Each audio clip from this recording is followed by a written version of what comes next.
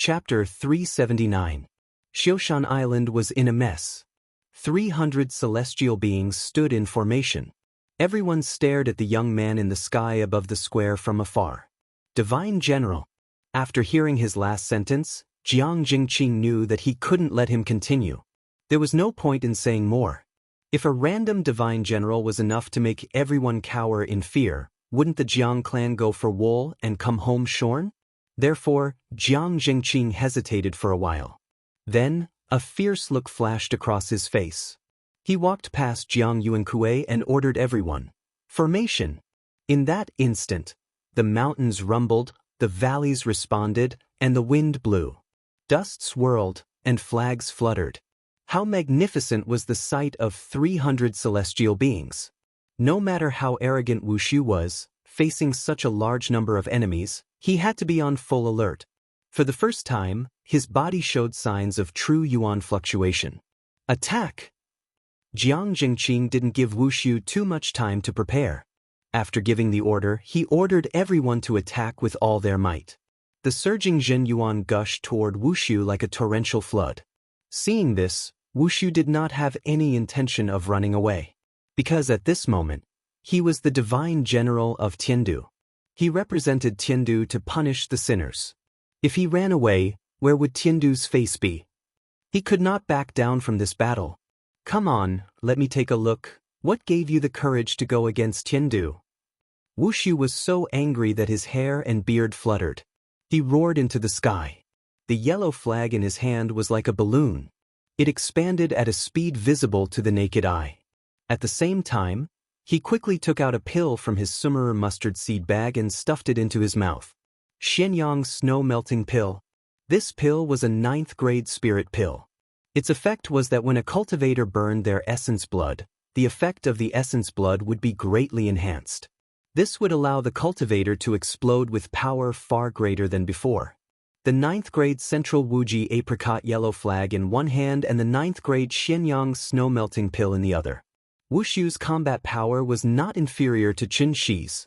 Therefore, just as the Jiang clan's attack was about to arrive, the yellow flag in Wushu's hand exploded with a dazzling yellow light. The light was so bright that it almost dyed the entire sky. The 5 direction flags: Earth is supreme. Heaven Empress Earth, Heaven Empress, Heaven pure will not fail. With a wave of the flag, the entire earth trembled. Countless mud pillars suddenly extended from the ground and turned into a huge mud wall, surrounding Wushu.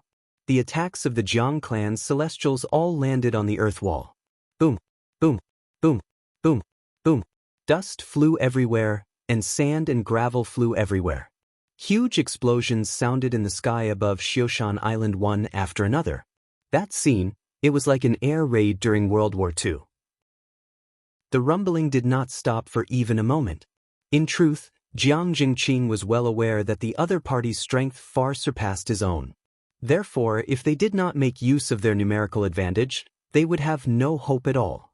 Therefore, after the first round of attacks, Jiang Jingqing didn't wait for everyone to catch their breath before he roared fiercely, "Don't stop! Beat him up! Even if we have to destroy Xioshan Island today, we must bury this bastard here. Jiang family, prosper without decline." At this moment, the ancestral 6-trigram incantation of the Jiang clan could be considered to have completely bloomed. They were the origin of the necromancers and also the masters of the Tao of sorcery. Therefore, all kinds of 5 elemental sorcery were like a storm, smashing towards the center of the square. One round after another, as if there would never be a day of rest. Finally, some people had to stop temporarily because they had used up too much energy. However, they stopped in the air and gasped for breath. Because Jiang Jingqing was a level higher than everyone else, when everyone had no choice but to stop, he was still crazily attacking the center of the square. The dust raised by the explosions blocked everyone's sight. From afar, the entire sky above Xioshan Island was filled with a layer of dust, as if a sandstorm was coming. "Second granduncle, stop." Seeing Jiang Jingqing continuously attacking like a madman, Jiang Yuankue quickly reached out to stop him. Although Jiang Yuankue did not want to believe that this person would be so stupid as to stand in the center and let them attack as they wished. But the truth was right in front of him. There were no signs of true essence fluctuations in the air above the square. However, out of caution, Jiang Yuankue did not immediately go forward to check the situation. Instead, he continued to wait patiently outside. Under Jiang Yuankue's persuasion, Jiang Jingqing finally stopped. However, after he took 2 deep breaths, he frowned and said with a serious face, I think something is wrong, as expected.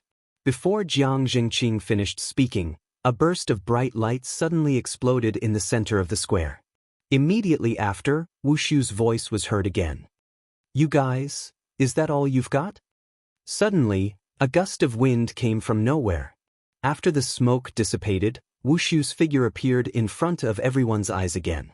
Could it be that you guys have been in the lower realm for too long, so you don't even know how to fight? If that's the case, why don't you just bind yourselves and ask me to be lenient? If Wushu was a fully armed modern special force, then the Jiang family was simply a primitive warrior who only knew how to rely on brute force to fight. After all, it was because the earth had been desolate for too long that civilization had degenerated to a primitive society.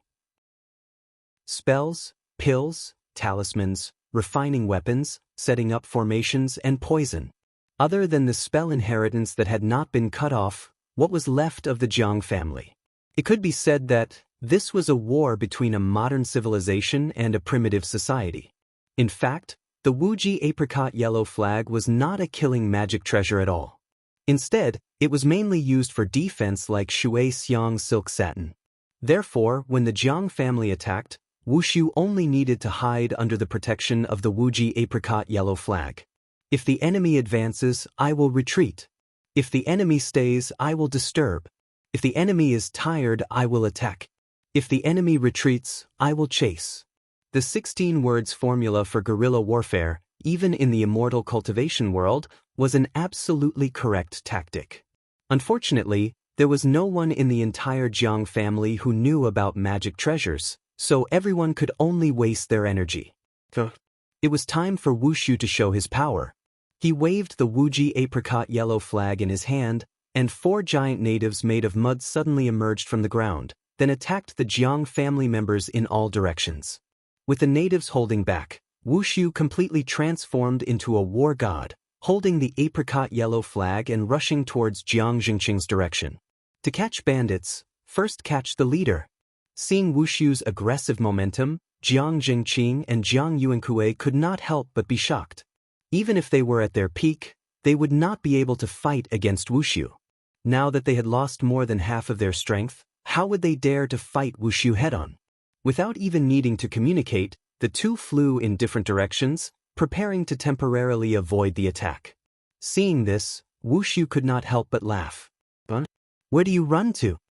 As his voice fell, Wushu waved the apricot yellow flag in his hand and directly sent out 2 waves of true origin towards the back of the two. Just at this critical juncture, a wave of true origin suddenly shot out from the forest below, like a sharp arrow, and directly shot towards Wushu in the sky. Jiang Jingqing felt something strange behind him. Looking back, he just happened to see that wave of true origin pass through Wushu's body and drew a thin line of blood in the air. Jiang Jingqing widened his eyes and only felt that his mind was blank. Chapter 380. The Old Ancestor Came? Once those words were said, everyone seemed to have been injected with chicken blood. A trace of indescribable excitement immediately appeared on their faces. After all, the old ancestor Jiang Yen was the current spiritual totem of the Jiang clan.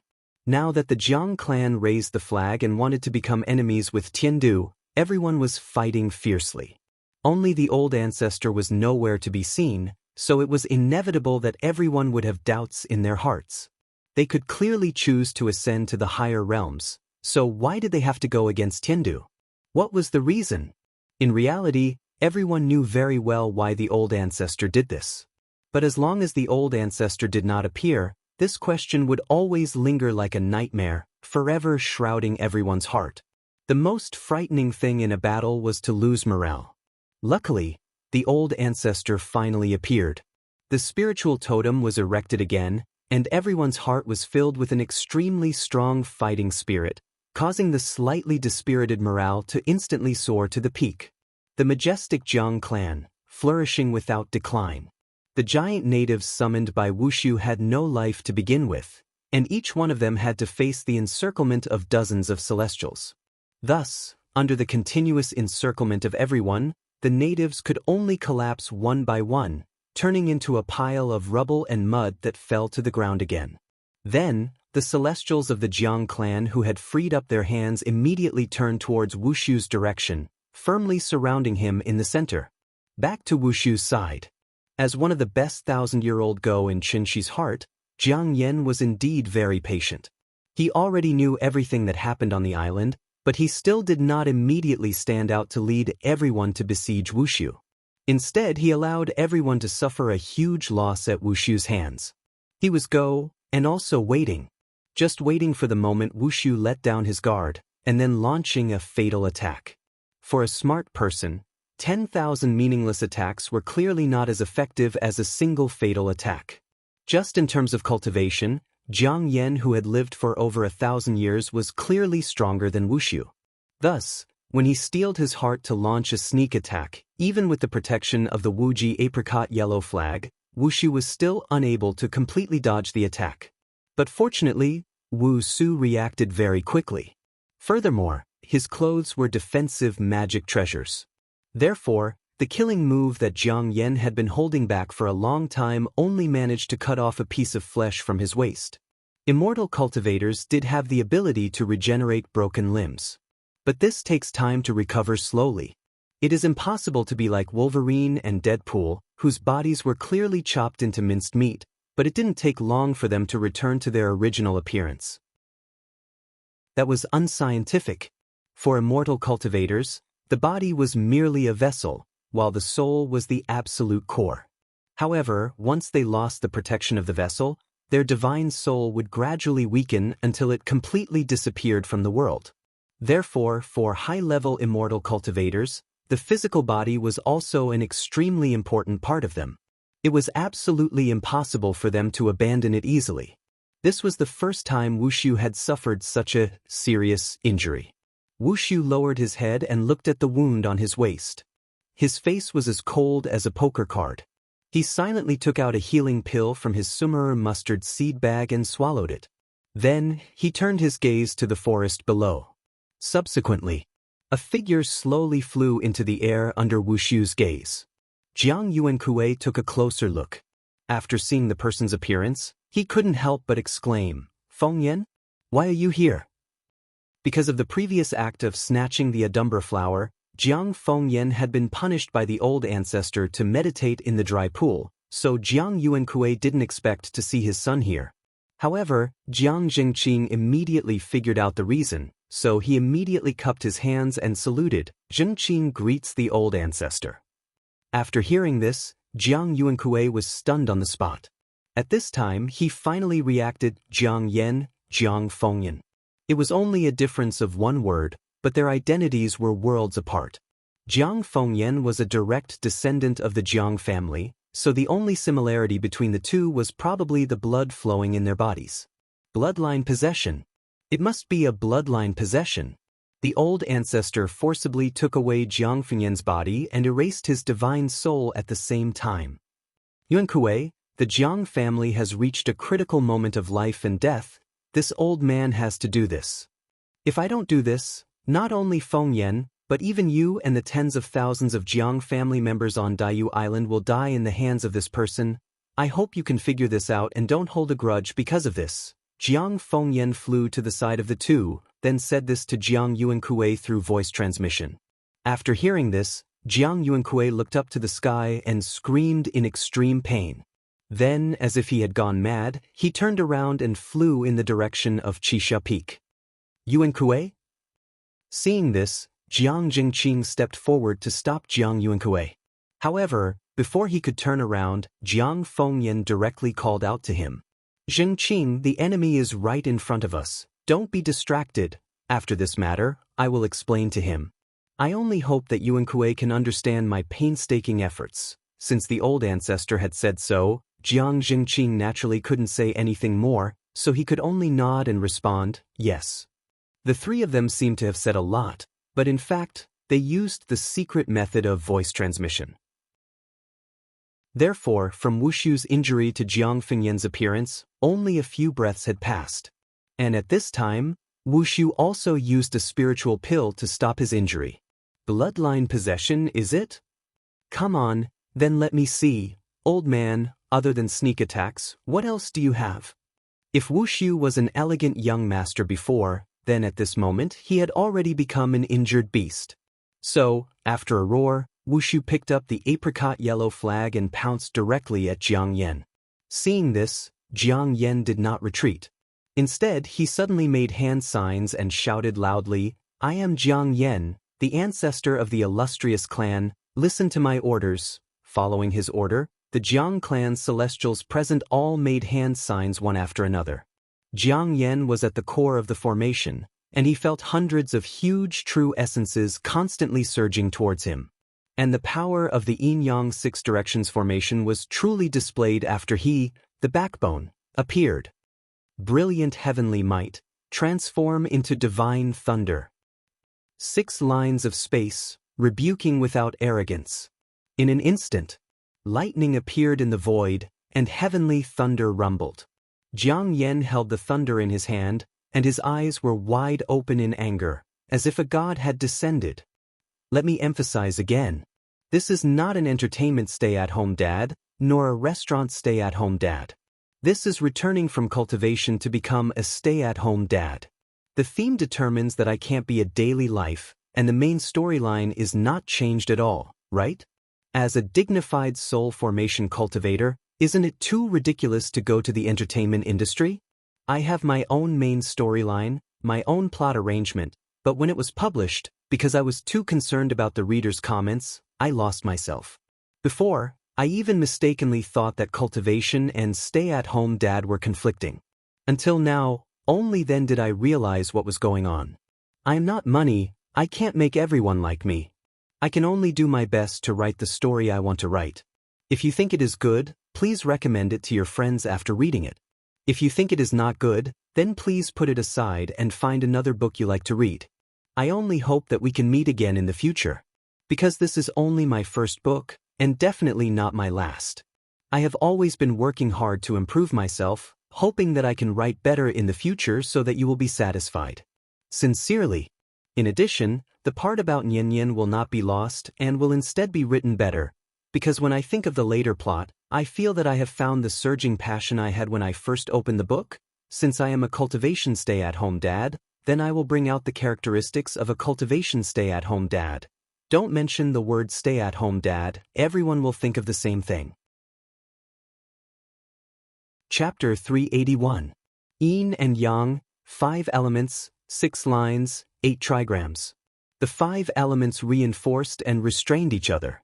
The 5 elements did not simply refer to the 5 elements of metal, wood, water, fire, and earth. It referred to a cultivator's basic understanding of the laws of heaven and earth. Only by understanding the 5 elements, Yin and Yang, could one officially step into the door of immortality. Among the 5 elements, thunder represented the Zhen trigram, which was wood. Even a blind man could see that Wushu's cultivation method was based on earth. Therefore, Jiang Yan did not even need to think too much, and directly took out the Jiang clan's trump card, 9 Heavens Thunder Technique. At that moment, Jiang Yan, who held the thunder in his hand, was so powerful that it almost completely suppressed Wushu's limelight. Seeing this, Wushu's face suddenly revealed a trace of a sinister smile. Without hesitation, he took out another magic treasure from his Sumeru mustard seed bag. White Bone Soul Summoning Banner. Then, with the flag in his right hand and the banner in his left hand, he continued to rush in the direction of Jiang Yan. It had to be mentioned here, there was actually a difference between a banner and a flag. A flag was hung horizontally like a national flag, while a banner was hung vertically. Horizontal as a flag, vertical as a banner. There seemed to be no difference between the two, but in reality, there was a big difference. That was because the flag was Yang and the banner was Yin. Therefore, the moment Wushu took out the White Bone Soul Summoning Banner, a black gas suddenly surged out from his body, as if thousands of vengeful spirits were flowing within. With one hand, the apricot yellow flag was mighty and righteous. With the other, the white bone soul summoning banner was awe-inspiring. Since Jiang Yan wanted to use the 5 elements to restrain him, then he might as well combine yin and yang, and directly surpass the 5 elements. Under the contrast of 1 good and 1 evil, 1 yin and 1 yang. Wushu was like a combination of gods and demons, brazenly facing the 9 heavens thunder in Jiang Yan's hands. A battle between Yuanying and Yang. Thunder against yin and yang earth. This battle was so exciting that it could be said to be a once-in-a-lifetime event. However, just as Xiushan Island was collapsing and the sky was darkening, Jiang Jingqing's figure quietly appeared on Qixia Peak. As the Jiang clan's only celestial being, he did not follow the old ancestor to face the great enemy together. Instead, he came here to find Jiang Yuankui. As soon as he stepped into the ancestral hall, he saw Jiang Yuankui kneeling in front of the Jiang clan's ancestral tablets with a stupefied expression. It was unknown what he was thinking. Seeing this, Jiang Jingqing couldn't help but fly into a rage. He directly grabbed Jiang Yuankui's collar and lifted him up from the ground. The Jiang clan is currently facing a great calamity. For this reason, the old ancestor did not hesitate to save up for 1,000 years. He possessed Feng Yan just to mediate with that thief for a moment. But you, as the Patriarch, are unable to recover from this setback. Could it be that you want to watch as that bastard kills all of my Jiang clan's clansmen in order to resolve the hatred in your heart? For a father, what kind of blow would the pain of losing a child be? Not to mention the ordinary people, even Jiang Yuankui, who was the clan leader, had completely lost his soul under this blow. Therefore, after hearing Jiang Jingqing's reprimand, Jiang Yuankui smiled bitterly and said, "Second granduncle must be joking. Yuankui's strength is low. Even if I go, I can only stand on the side and cheer for old ancestor." Slap. Before Jiang Yuankui could finish his words, Jiang Jingqing slapped him in the face and sent him flying more than 10 meters away. He even slid on the ground for a long time before finally coming to a stop after hitting a pillar. "I don't have time to talk nonsense with you. Let me tell you, the Jiang clan is facing a great calamity. If old ancestor can't defeat that bastard, even if I have to run away before the battle, I will come back and kill you first." Hearing this, Jiang Yuankui lay on the ground without moving. It seemed that his heart was already dead. Seeing him like this, Jiang Jingqing was furious. Just as he was about to go up and hit Jiang Yuankui to wake him up, a series of shocking rumbles suddenly came from outside the house. Like an earthquake, the entire Daiyu Island trembled, and the tiles of the ancestral temple rustled and fell. Obviously, the battle had reached its climax. Since the battle was so fierce, Jiang Jingqing, who was the main force, naturally did not dare to delay for too long. Therefore, he could only stomp his foot hard and leave a sentence before turning around and flying out of the ancestral temple. "Old ancestor asked me to pass on a message to you. If you care about the Jiang clan's tens of thousands of years of foundation, then stand up and think of a way to find a strong ally for the Jiang clan to solve the current crisis." Jiang Jingqing left. After a long while, Jiang Yuankui crawled up from the ground with some difficulty. Strong ally? Even though Jiang Jingqing did not say who that person was, Jiang Yuankui instantly understood the old ancestor's meaning. However, he did not act immediately. Instead, he stood where he was and seriously thought about it. In fact, Jiang Yuankui had been very clear-headed the whole time. And because he was clear-headed, he had always had a question in his heart. Everything that was happening now, was it all part of the old ancestor's plan? Perhaps the possession of Feng Yan was also part of it? This was a very scary guess, and it made Jiang Yuankui shudder. He could not be sure. He could not be sure. That was because, after all, the blood of the Jiang clan still flowed in his body. Jiang Yuankui hesitated for a while with a complicated expression. In the end, he still could not cut off the fetters that originated from the depths of his bloodline. He turned around and walked toward the back of the ancestral temple. From the perspective of communication technology, modern technology had indeed surpassed immortal cultivation techniques. Jiang Yuankui was only a diviner. Therefore, if he wanted to instantly contact Qin Shi on the other side of the world, other than a phone call, Jiang Yuankui really could not think of any other way. Fortunately, Qin Shi had left his phone number before. Otherwise, Jiang Yuankui really would not be able to call the heavens or the earth. When the phone rang, Qin Shi was busy in the courtyard counting the medicinal ingredients. He was preparing to officially start refining medicine at night after Nian Nian fell asleep. Hello? Who's this? Mr. Qin, it's me, Jiang Yuankui. As soon as the call connected, Jiang Yuankui's slightly hoarse voice sounded from the other end of the phone. Hearing this, Qin Shi immediately raised his eyebrows. After glancing at the adumbra flower, he prepared to smile and say a few words of courtesy to Jiang Yuankui. However, before he could speak, Jiang Yuankui anxiously said, "The Jiang clan is in danger. Sir, please lend us a hand." Then, Jiang Yuankui quickly recounted the situation on Daiyu Island. After hearing this, Qin Shi's face showed a hint of surprise. If they did not use an atomic bomb, even if the entire Wulian came out, they would not be able to do anything to the Jiang clan. He had already killed one heavenly general and captured 3 alive. Why was the 5th one so powerful all of a sudden? It was not that Qin Shi looked down on Bai Hong. The main reason was that the old man from the Jiang clan was too cunning. Therefore, Qin Shi did not think that the heavenly general would be able to gain any advantage from the old man. Looking at the situation now, the Jiang clan seemed to be unable to hold on any longer. Was that why they were asking him for help? Alright, you guys hold on. I'll be there soon. In any case, he had taken something good from them. Naturally, Qin Shi could not leave them in the lurch. Therefore, he agreed to Jiang Yuankui's request. He wanted to take this opportunity to see for himself. Chapter 382. After explaining the situation to Qin Roing, Qin Shi set off for Daiyu Island. As soon as he got close to the waters around Daiyu Island, the sky suddenly darkened.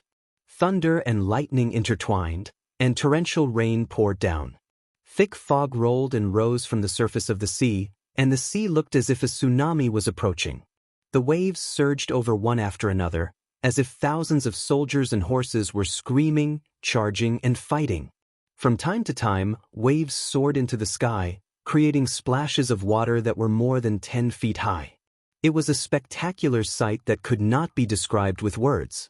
Because the Jiang family had activated the protective array, even Qin Shi could not see what was going on inside.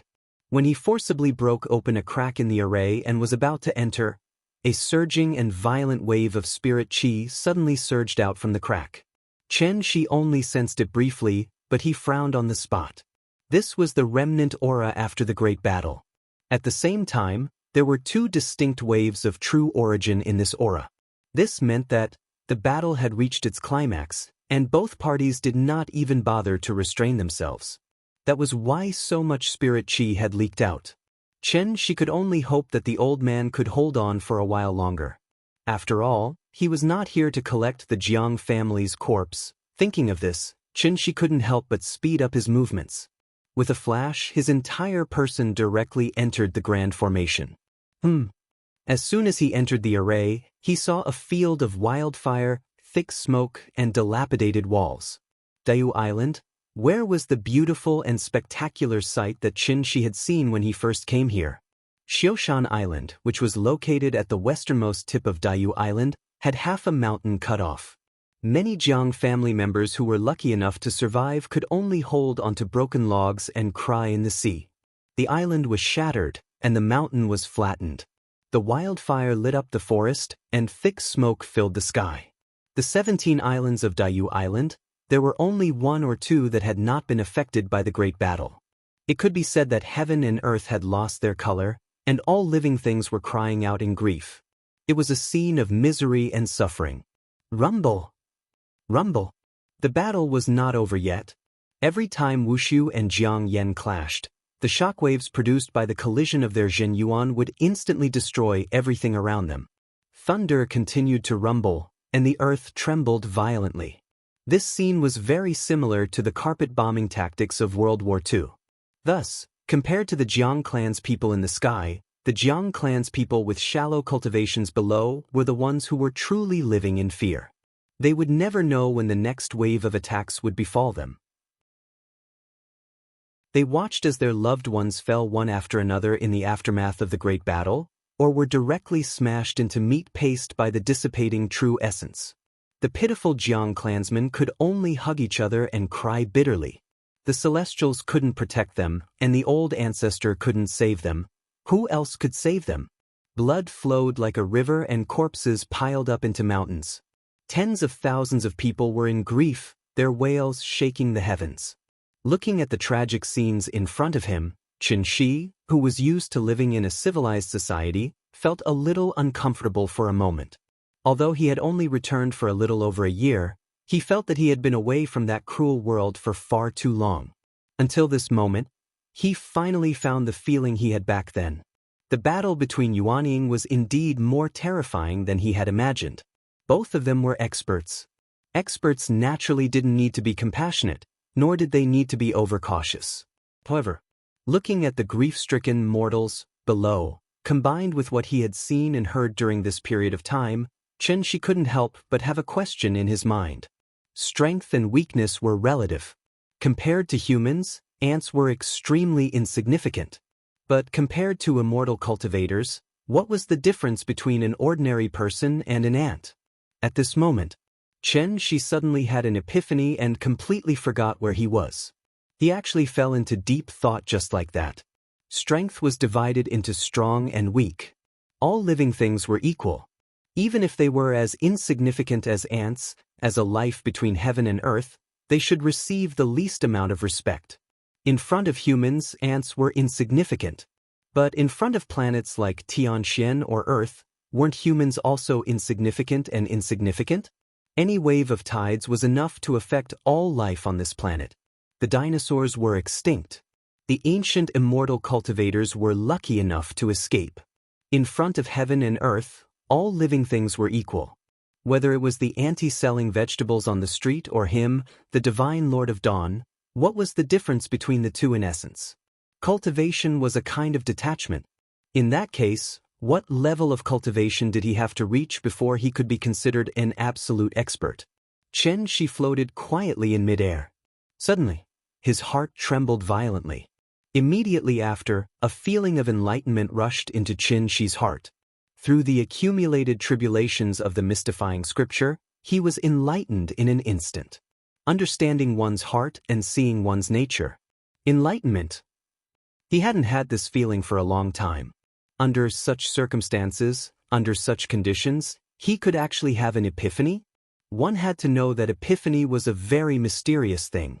It had nothing to do with cultivation, but it was extremely important and would be of great help to cultivation. Although he didn't comprehend the true essence of the word void, for Qin Shi, this was already a great blessing. He even had a vague feeling that he might not be far from the insightful emptiness realm. Just one more step.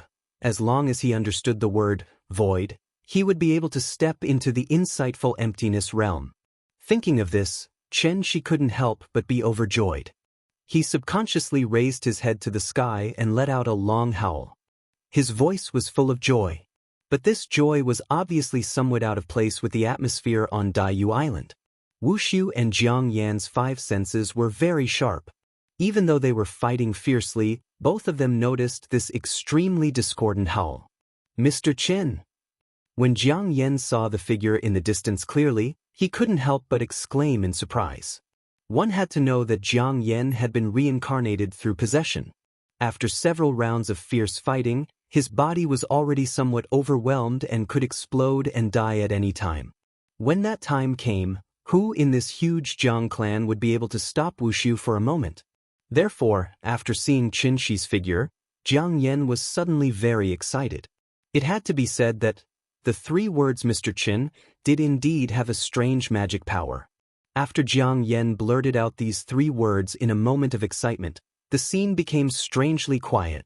The Jiang clan's celestials all looked in the direction their ancestor was pointing. Even Wushu. He actually stopped fighting temporarily and turned to look in Qin Shi's direction. In an instant, Qin Shi had become the focus of everyone's attention. Seeing this, Qin Shi suddenly came back to his senses and finally remembered why he was here. Sorry I'm late. Chapter 383.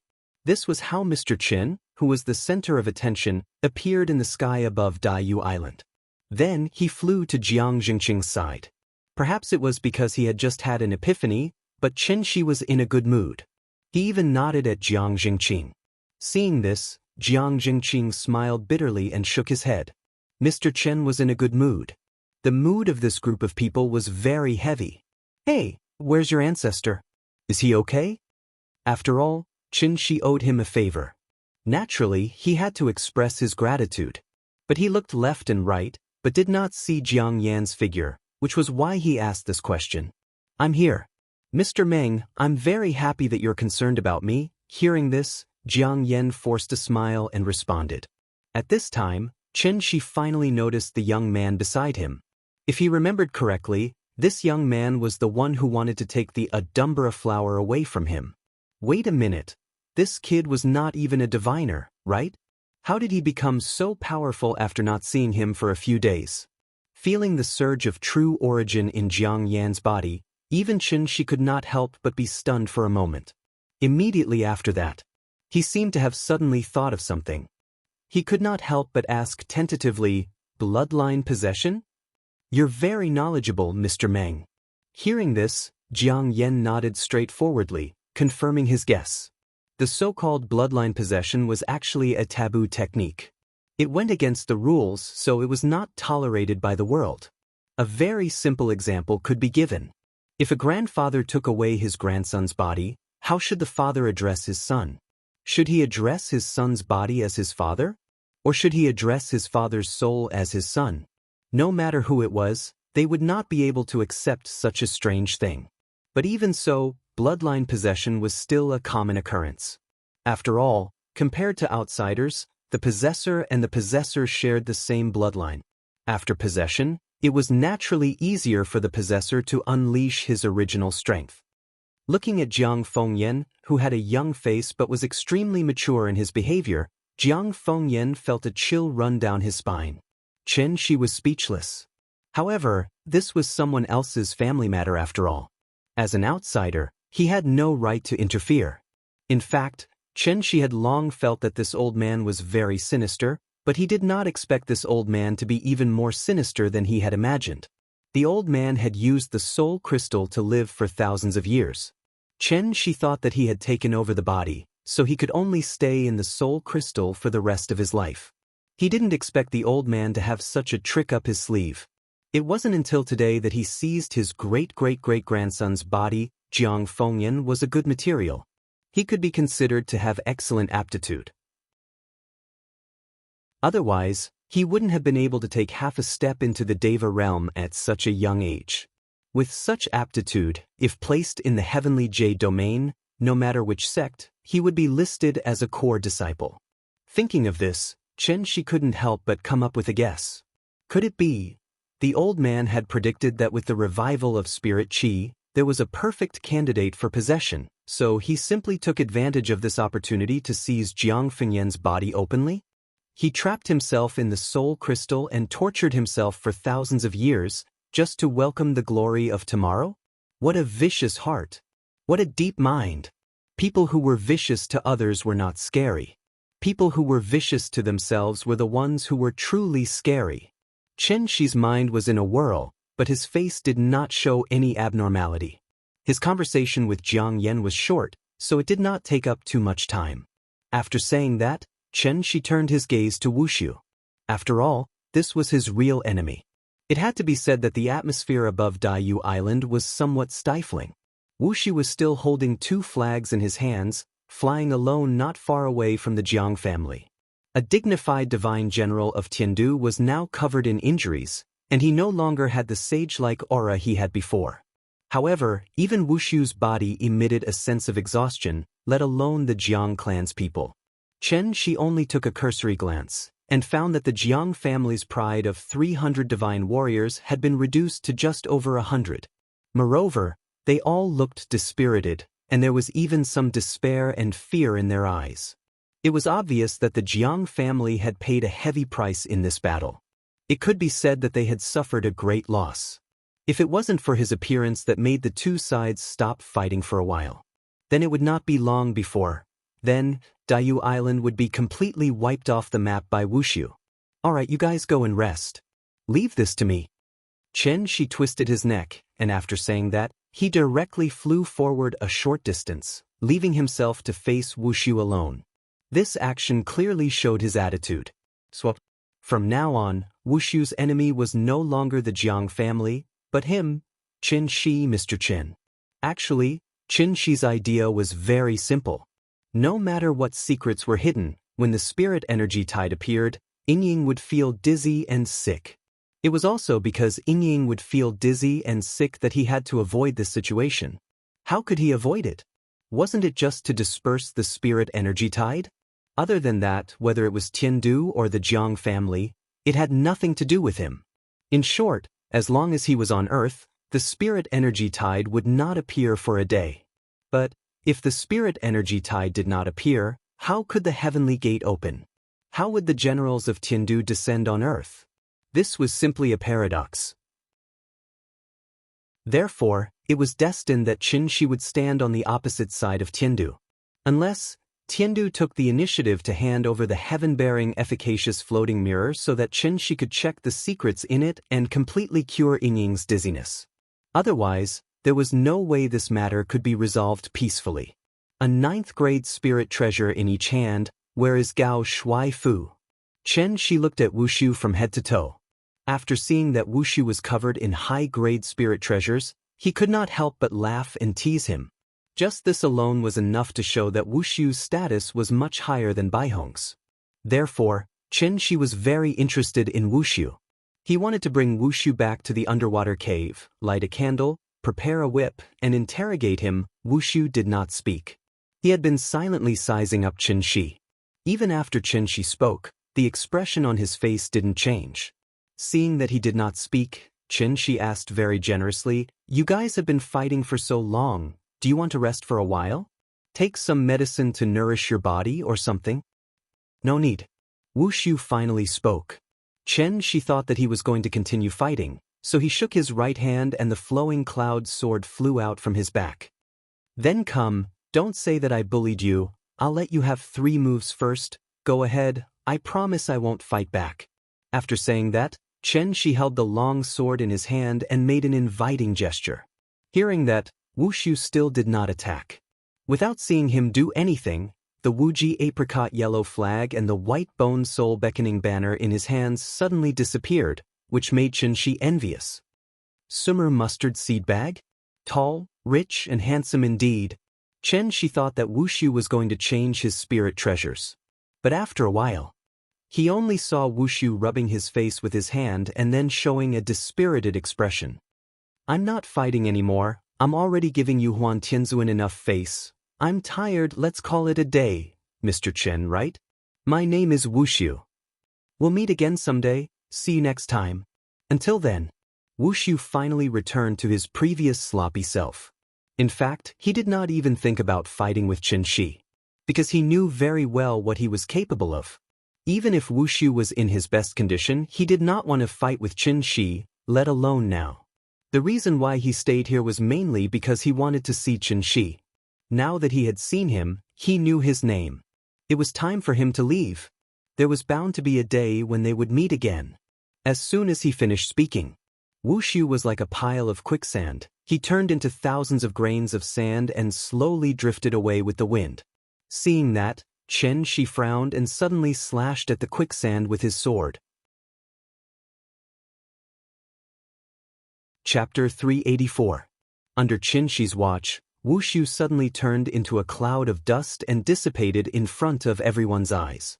Chen Shi had come all the way here and had barely exchanged a few words. How could he allow this guy to escape so easily?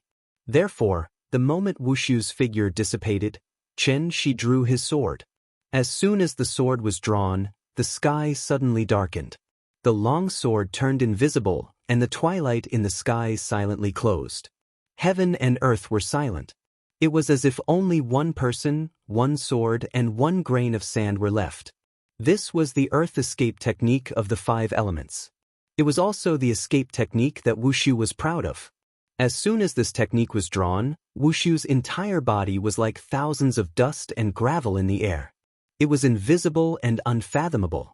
But it was a pity Wushu had underestimated Qin Shi's strength. If he had left before Qin Shi arrived, Daiyu Island would have been like his back garden. He could come and go as he pleased.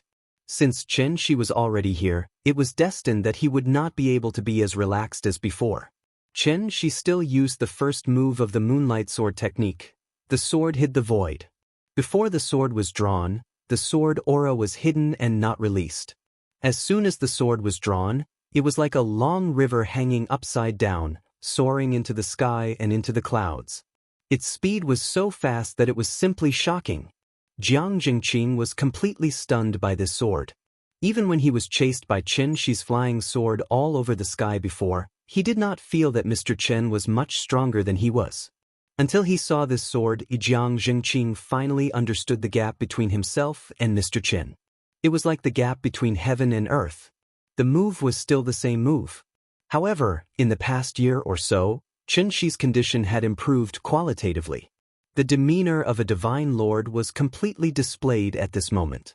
After Qin Shi slashed out with her sword, the sword light suddenly transformed into thousands of identical sword shadows as it flew through the air. These sword shadows didn't look very real, as if they didn't really exist in this world, so people mistakenly thought that. These sword shadows were only the refraction of light, which was why they formed the illusion of one real sword and 10,000 fake swords. It looked like a kaleidoscope. Of all the people present, only Jiang Yan knew what was good for him. Marvelous, truly marvelous. Jiang Yan let out a heartfelt sigh. At this time, the sword gleam and the thousands of sword shadows had already arrived at Wushu's previous location. One grain of sand, one world. One leaf, one Bodhi.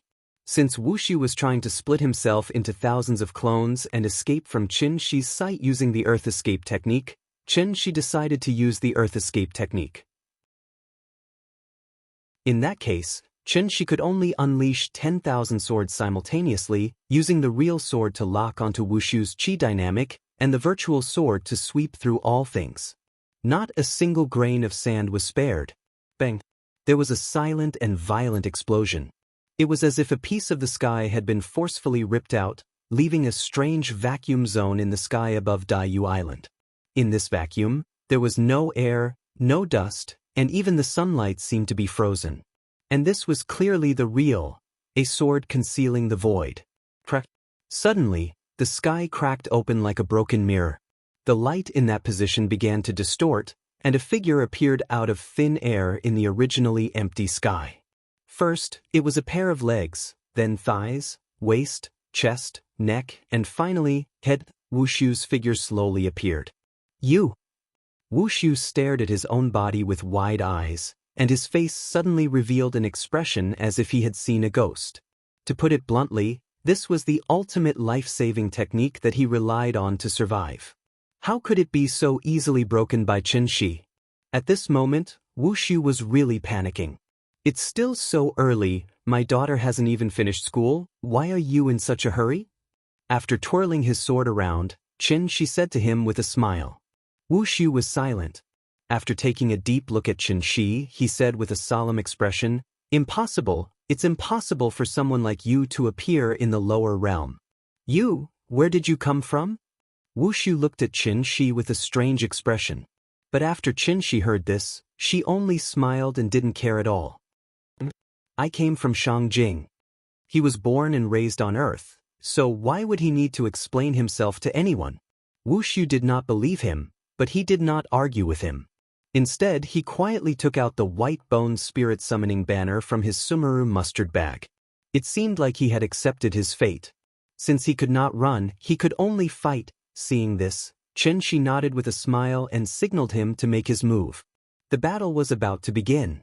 The members of the Jiang family held their breaths and looked at them nervously. They had already changed from participants to spectators.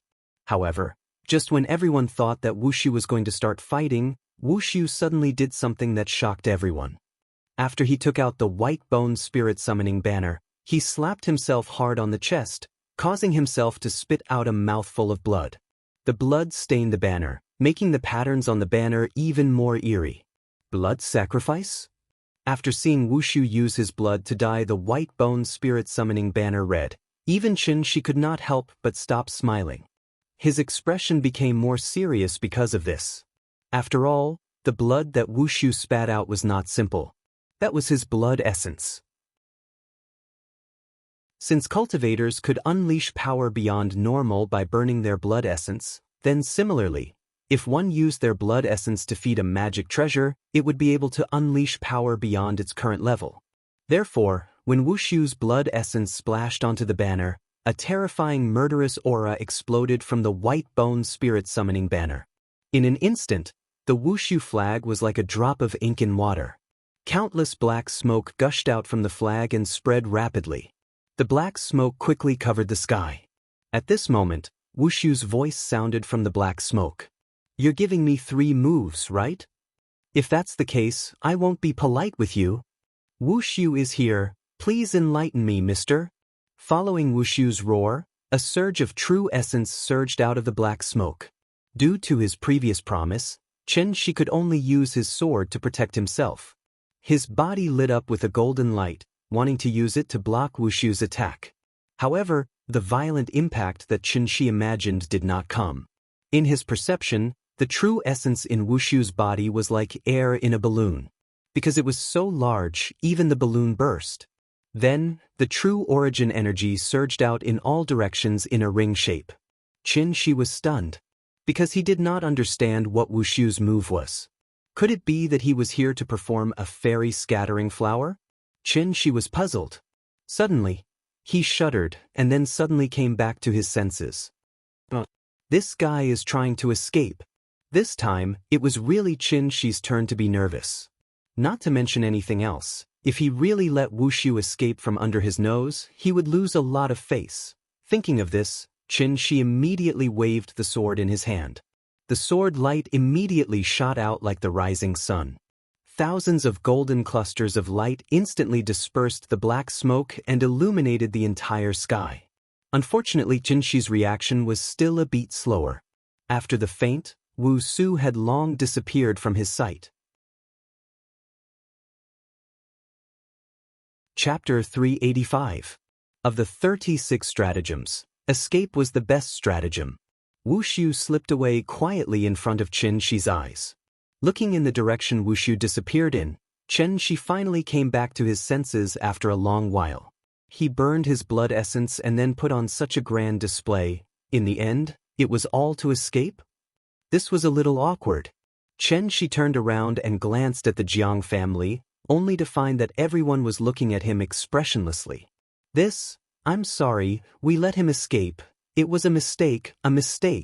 Since he had already escaped, it was impossible for Qin to catch up no matter how much he wanted to. At this point, Qin could only sheath his long sword with an awkward expression and sincerely apologize to the Jiang family. Although he did not do anything wrong. Looking at the defeated soldiers in front of him and the wildfire raging on Daiyu Island below, Qin still felt a little apologetic. After all, Wushu's trip had greatly damaged Daiyu Island's vitality. Although he had arrived in time to save the Jiang family, as long as Wushu successfully escaped, it meant that this was actually a meaningless and crushing defeat. They had lost more than 100 heavenly beings, but in the end, they only managed to get the other party to escape unscathed. No matter who it was, they would not be able to accept this result. Therefore, after confirming that Divine General Wushu had successfully escaped, the Jiang family had a complicated expression on their faces. They did not dare to blame Qin. After all, Qin had just saved their lives. But at the same time, they could not help but curse in their hearts. If Mr. Qin had not been so arrogant just now, Wushu's head would probably have been placed in front of the ancestral tablets by now. Because of this thought, the Jiang family could not help but feel a little dejected. They even felt disheartened. 300 heavenly beings could not deal with a divine general. When this person recovered from his injuries and returned to Daiyu Island for revenge, how were the remaining 100 or so people supposed to stop him? When the time came, were they not fishes on the chopping board? Whether they were killed or cut off completely depended on Wushu's mood. Everyone's faces were clouded with worry, and their hearts were filled with anxiety. At this critical moment, perhaps only old ancestor Jiang Yen could still respond to Qin Shi with a smile. "Thank you, Mr. Qin. If you hadn't arrived in time, I'm afraid the lives of this old man and the tens of thousands of Jiang clansmen on Daiyu Island would have been in danger. Such a great favor is like giving birth to a new life." Speaking to hear, Jiang Yen suddenly bowed towards Qin Shi, then said extremely solemnly, "Jiang Yen is here. On behalf of the entire Jiang clan, I thank Mr. for saving my life."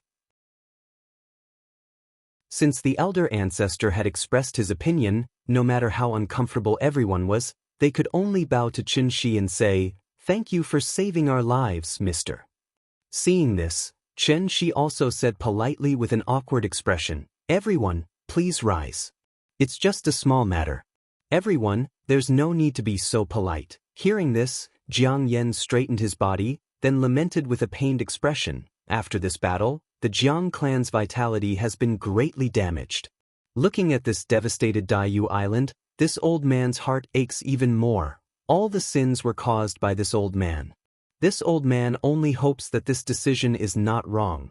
Otherwise, when this old man goes to the netherworld in the future, how can I face the ancestors of the Jiang clan? I, Jiang Yen, am the sinner of the Jiang clan." Jiang Yen was filled with grief and indignation. In a moment of agitation, 2 streams of turbid tears fell from the old man's eyes. Looking at his bloodshot eyes, even Qin Shi, an outsider, could not bear to see it, let alone these reborn juniors of the Jiang clan. "Elder ancestor, you're right. Your decision is also for the sake of revitalizing the Jiang clan, and also for the sake of establishing the supreme glory of our clan in the future. The Jiang clan has not been defeated. As long as we are still alive, even if we are smashed to pieces, we will fight for a brand new future for the Jiang clan under your leadership. For the Jiang clan. Even if we are smashed to pieces, we will not retreat even half a step. F***CK the Divine General of Tiandu. In the future, if anyone dares to mention the word ascension in front of me, I will definitely not forgive him. From today onwards, the Jiang clan will definitely be at odds with Tiandu. Irreconcilable. Irreconcilable. When everyone saw Jiang Yen cry, the depression in their hearts immediately turned into endless grief and indignation. Suddenly, their morale was even higher than before.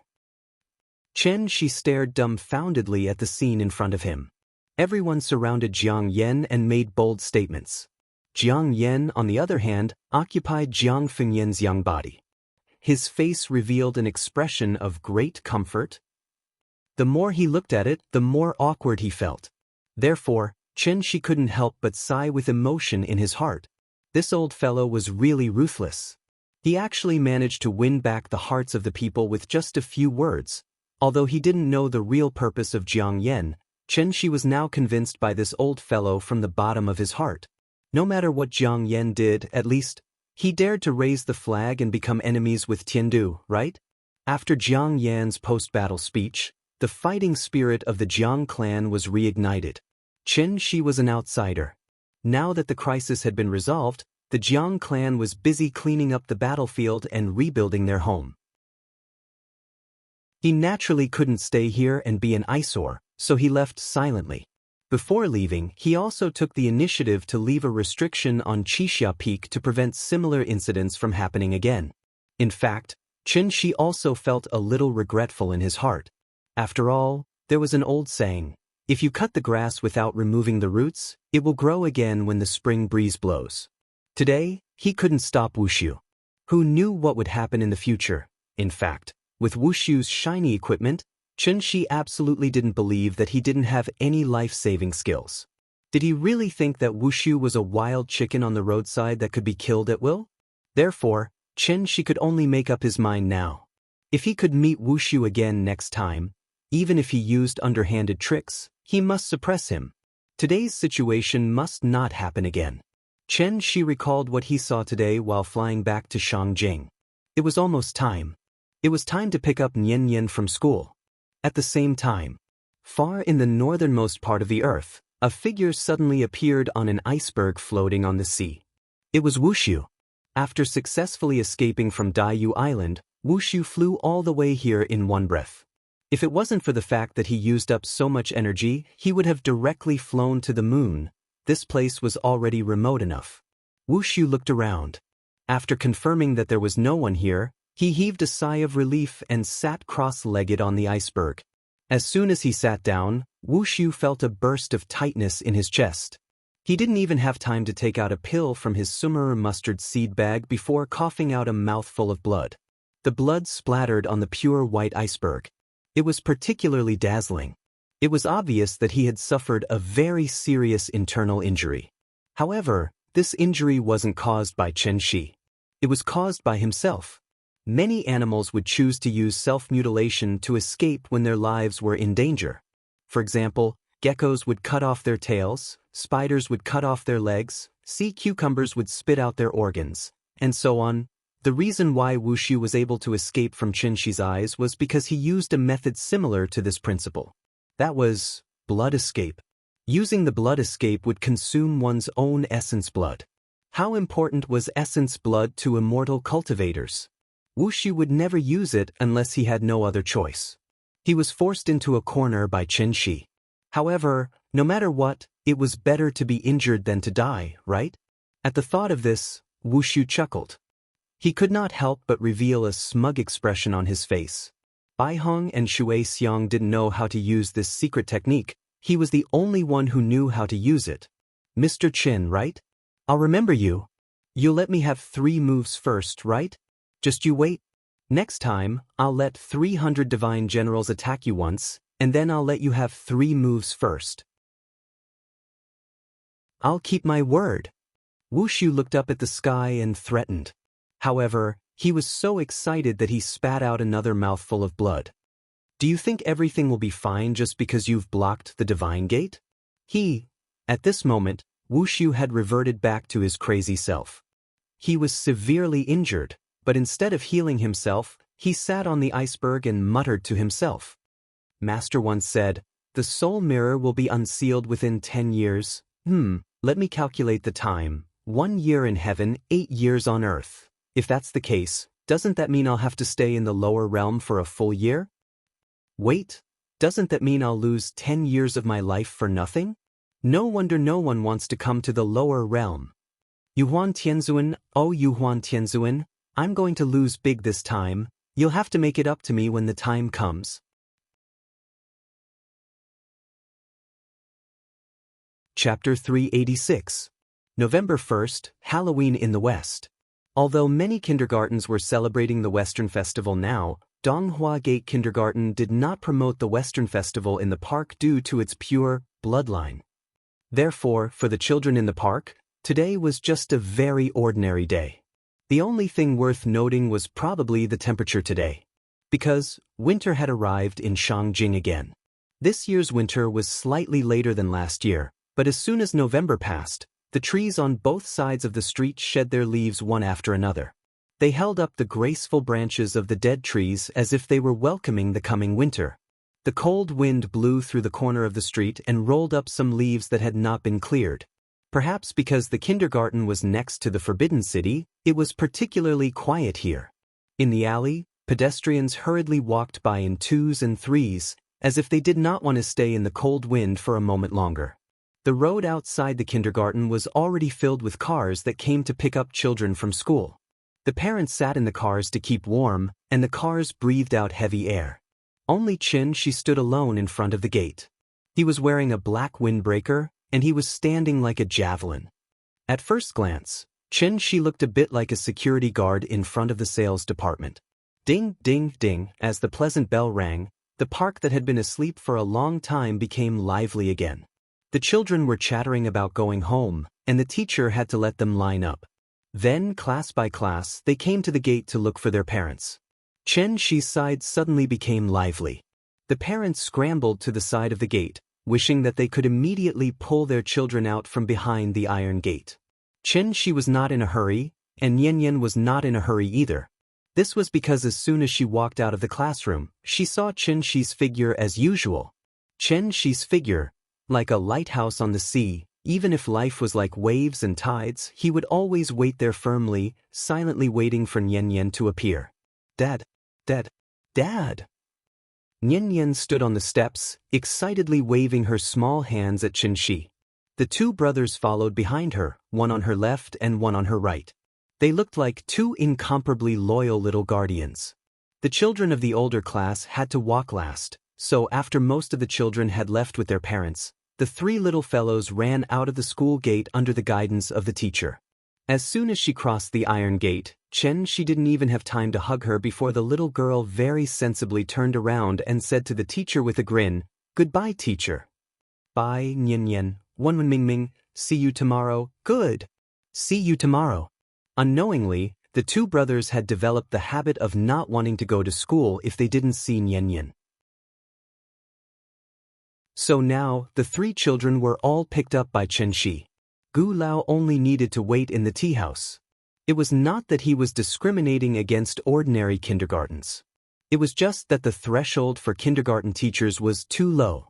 Naturally, there were good and bad teachers. Therefore, it was difficult for ordinary kindergarten's teachers to be as meticulous and patient as Donghua Gate Kindergarten. And this was the so-called professionalism. Under the patient guidance of the teachers, in addition to changing her accent, Nian Nian's wild nature, which had been spoiled by Qin Shi and his wife, gradually began to be restrained. In the beginning, under the guidance of Aunt Zhang, Nian Nian was like a little girl in the mountains. At a young age, she knew that she had to share the burden of the family and never cause trouble for Aunt Zhang. Later, Qin Shi and his wife came back, and the family of three was finally reunited. Nian Nian also became a small-town girl born in a rich family. Just like the song said, "You only know how to look at the stars in the sky foolishly. You are so pure." The return of her parents allowed her to find the greatest happiness in the world, carefree and free. But it was also because of Qin Shi's fatherly attitude of holding her in his hands and fearing that she would fall and melt in his mouth that Nian Nian gradually let go of the nature of a child. She learned to be coquettish, naughty, shameless, and throw a tantrum. But it was also at this time that only then could he be considered a complete child. Later, Nian Nian went to kindergarten, and it was a model kindergarten that was ranked in the country. Under the patient guidance of the teachers, Nian Nian changed again. And at this moment, she truly became a lady from a wealthy family. However, there were too few people in this wealthy family.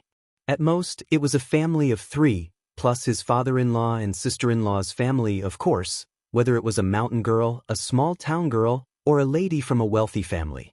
To Qin Shi, Nian Nian would always be the smart, sensible, lively, and cute Nian Nian. He only wanted Nian Nian to grow up happily. Carefree, free, and unrestrained. No worries in the world should appear in Nian Nian's young heart. In fact, Qin Shi really wanted to tell her sometimes, "No matter what happens in the future, even if the sky falls down, Nian Nian, don't be afraid, don't be sad, and don't be sad. That's because I'll take care of you. Dad, the teacher gave us a little red flower today. But because we're good at drawing." But what about the painting? On the wall behind the classroom. The teacher said that at the next parent-teacher meeting, she will show our painting to you. Nian Nian was wearing a pink down jacket today and a rabbit ear hat on her head. Coupled with her rosy cheeks, she looked extremely adorable. She sat in Qin Shi's arms, and when she was excited, her little body couldn't help but gently twist. When Qin Shi patted her back and motioned for her to sit down, she would immediately obediently hug Qin Shi's neck, and then coquettishly rub her head against Qin Shi's head. The father and daughter whispered, and the brothers obediently followed behind them. In fact, the two of them had long been accustomed to this kind of life, so they didn't feel neglected. The two brothers were only a few months older than Nian Nian, but under Gu Lao's constant education, the idea of giving in to your sister in everything was thoroughly planted in the depths of their hearts. Even the most common things in daily life, such as playing on the slide, the two brothers would let Nian Nian play first, and then it would be their turn. This kind of feeling was also in line with the mood described by Li Bain, The Long Journey, riding a bamboo horse, circling the bed to play with green plums. Living together for thousands of miles, the two young people have no quarrel, Childhood sweethearts, childhood sweethearts. It was important to mention that childhood sweethearts had nothing to do with love, but it referred to the most innocent and pure friendship in the world. Children were still young, so naturally, it was impossible to speculate with adult thinking. But no matter what, humans were always social animals, and childhood without companions was incomplete. With the company of the two brothers, Nian Nian's childhood would only be more fulfilling and happy. As for the future, that would be discussed in the future. Chapter 387. Now that the matters on Daiyu Island were settled, Qin Shi's life returned to normal. The life of an ordinary person. Naturally, it was dull and repetitive. Nian Nian spent most of her time in kindergarten, so the tea house was fully taken care of by Qiao Yuan. Qiao Yuan graduated from the best university in Huaxia, so a small tea house was not a problem for her. College students nowadays were very smart. Perhaps it was because Qiao Yuan had been living with Qin Shi's family for a long time, so under the influence of Qin Shi's family, Qiao Yuan looked more mature. She was very smart and knew what to listen to and what not to listen to. She also knew what to ask and what not to ask. As the saying goes, one is marked by the company one keeps. In Qiao Yuan's eyes, Qin Shi's family was a hidden expert. Therefore, she did not know when it started, but there was a slight change in her thinking. In the past, Qiao Yuan was just an ordinary college student who had gone astray. She did not have any plans for the future. She always felt that after she graduated, she would find a suitable job according to her major. But now, Qiao Yuan did not want to live the rest of her life like this. Although Qin Shi's family was always thinking about where to go and play, they did not set a good example for her at all. But under her rich imagination, she was able to completely fill in the background of Qin Shi and her husband. The boss and lady boss. They were the modern version of Yanghua and Xiao Longnu. They had seen the prosperity of the world, crossed thousands of mountains and rivers, but in the end, they resolutely chose to retreat from the turbulence and live a seemingly ordinary, but happy and stable life with their loved ones. This was Qiao Yuan's dream, and also her role model in life. It was just that Qin Shi's family had reached the end, while she had just started. Qiao Yuan was in her 4th year of university this year, and her mind was gradually becoming more active. In fact, not to mention Qin Shi's family, even the retired old man Gu Lao was not simple. Although the two brothers looked like losers all day long, in fact, the moment they were born, they were already rich second-generation heirs. After all, the two of them had a courtyard house in Hohai. It was very valuable. The little girl's mind was active, and she didn't know what Qin Shi was busy with recently, so the responsibility of playing chess and chatting with Gu Lao naturally fell on her shoulders. Needless to say, this old man and young man actually got along quite well. Although Gu Lao didn't specifically teach Qiao Yuan anything, this little girl would always inadvertently learn things that couldn't be learned in school. Qiao Yuan was accumulating herself, just like the sweeping monks in the scripture depository. When she decided to leave the small tea house, it was time for her to set sail and usher in her brilliant life. Day after day, the cycle repeated itself. Like a sponge, Qiao Yuan studied and improved herself crazily, while Gu Lao enjoyed the rest of his life. Qin Ring was in closed-door cultivation all day long, and Qin Shi rarely showed up except to take the 3 children to and from school. Because Qin Shi was busy with something important. A very, very big thing. For this, after Qin Shi sent Nian Nian to school every day, he had to cross the entire Pacific Ocean and go to the United States, which was far away on the other side of the ocean. Of course, Qin Shi didn't go to the United States for fun, but for work. The adumbra flower was so precious, naturally, it couldn't be refined with an ordinary iron basin. And Qin Shi didn't have enough materials to refine a new alchemy furnace, so refining the adumbra flower became a big problem. So after thinking about it, Qin Shi finally decided to use the power of nature to refine the elixir. That was heaven and earth as the furnace, nature as the work, yin and yang as the charcoal, all things as the copper. Therefore, the supervolcano in Yellowstone Park was his first choice. The so-called supervolcano was a large-scale eruption volcano that could change the world's weather after eruption and even threaten human beings. Yellowstone Park was once the world's largest national park, and Yellowstone Volcano was the world's largest supervolcano. Mount Fuji was an active volcano, but it wasn't a supervolcano, so it didn't have the qualifications to enter Chen Shi's consideration. Refining elixir was a very complicated thing. The energy cultivation elixir that he refined in the past was actually rubbish, so Chen Shi didn't care at all. Now that he finally had the best ingredients, Chen Shi naturally had to pay 120% attention. Configuring the prescription, screening the ingredients, analyzing the medicinal properties, choosing the furnace, and so on. After doing all this preliminary work, Chen Shi could officially start refining the elixir. This day, December 1st, Shangjing had just welcomed the first snow, but Yellowstone Park was already covered in snow. Looking around, the dense pine forests rose and fell, and the rolling mountains were covered in morning fog. Animal footprints crisscrossed the snowy plains, and hot springs rose and fell one after another. Because the world's largest supervolcano was buried below, Yellowstone Park had a wonderful scenery that was difficult to see in other places during winter. When the warm water vapor sprayed into the cold air, the water molecules would instantly solidify into a rain of small ice pellets, forming an extremely rare geothermal fountain. So what kind of park was this? It was simply a paradise on Earth. Yellowstone Park covered an area of up to 9,000 square kilometers, one-third larger than Zhonghai's 6,000 square kilometers. Because of the need to close off the mountains to cultivate forests, the park would be completely closed at the end of October and would only reopen in mid-December. During this time, only a few scenic spots could be visited. Therefore, when Chen Shi arrived at the park, there was not a single tourist in the huge park. This was not the first time he had been here. After the volcanic eruption cooled down, it would produce hard and impermeable basalt. After rainfall, it would generally produce a large lake. Therefore, the crater of Yellowstone Park was not protruding like Mount Fuji, but hidden under Yellowstone Lake. It could even be said that the entire Yellowstone Park was located on the crater of the volcano. Chen Shi plunged into Yellowstone Lake, then followed the tunnel he had previously dug and quickly flew underground. The reason why it was called a supervolcano was because there was a magma reservoir with a diameter of 70 kilometers and a thickness of about 10 kilometers below the crater. In fact, a volcano was like a pressure cooker. Once the internal temperature rose to a certain level, the magma inside would instantly erupt. Chen Shi set up a restriction in the magma reservoir.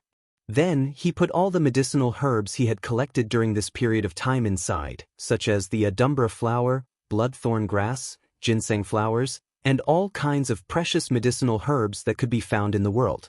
Rare and precious treasures were produced from the earth.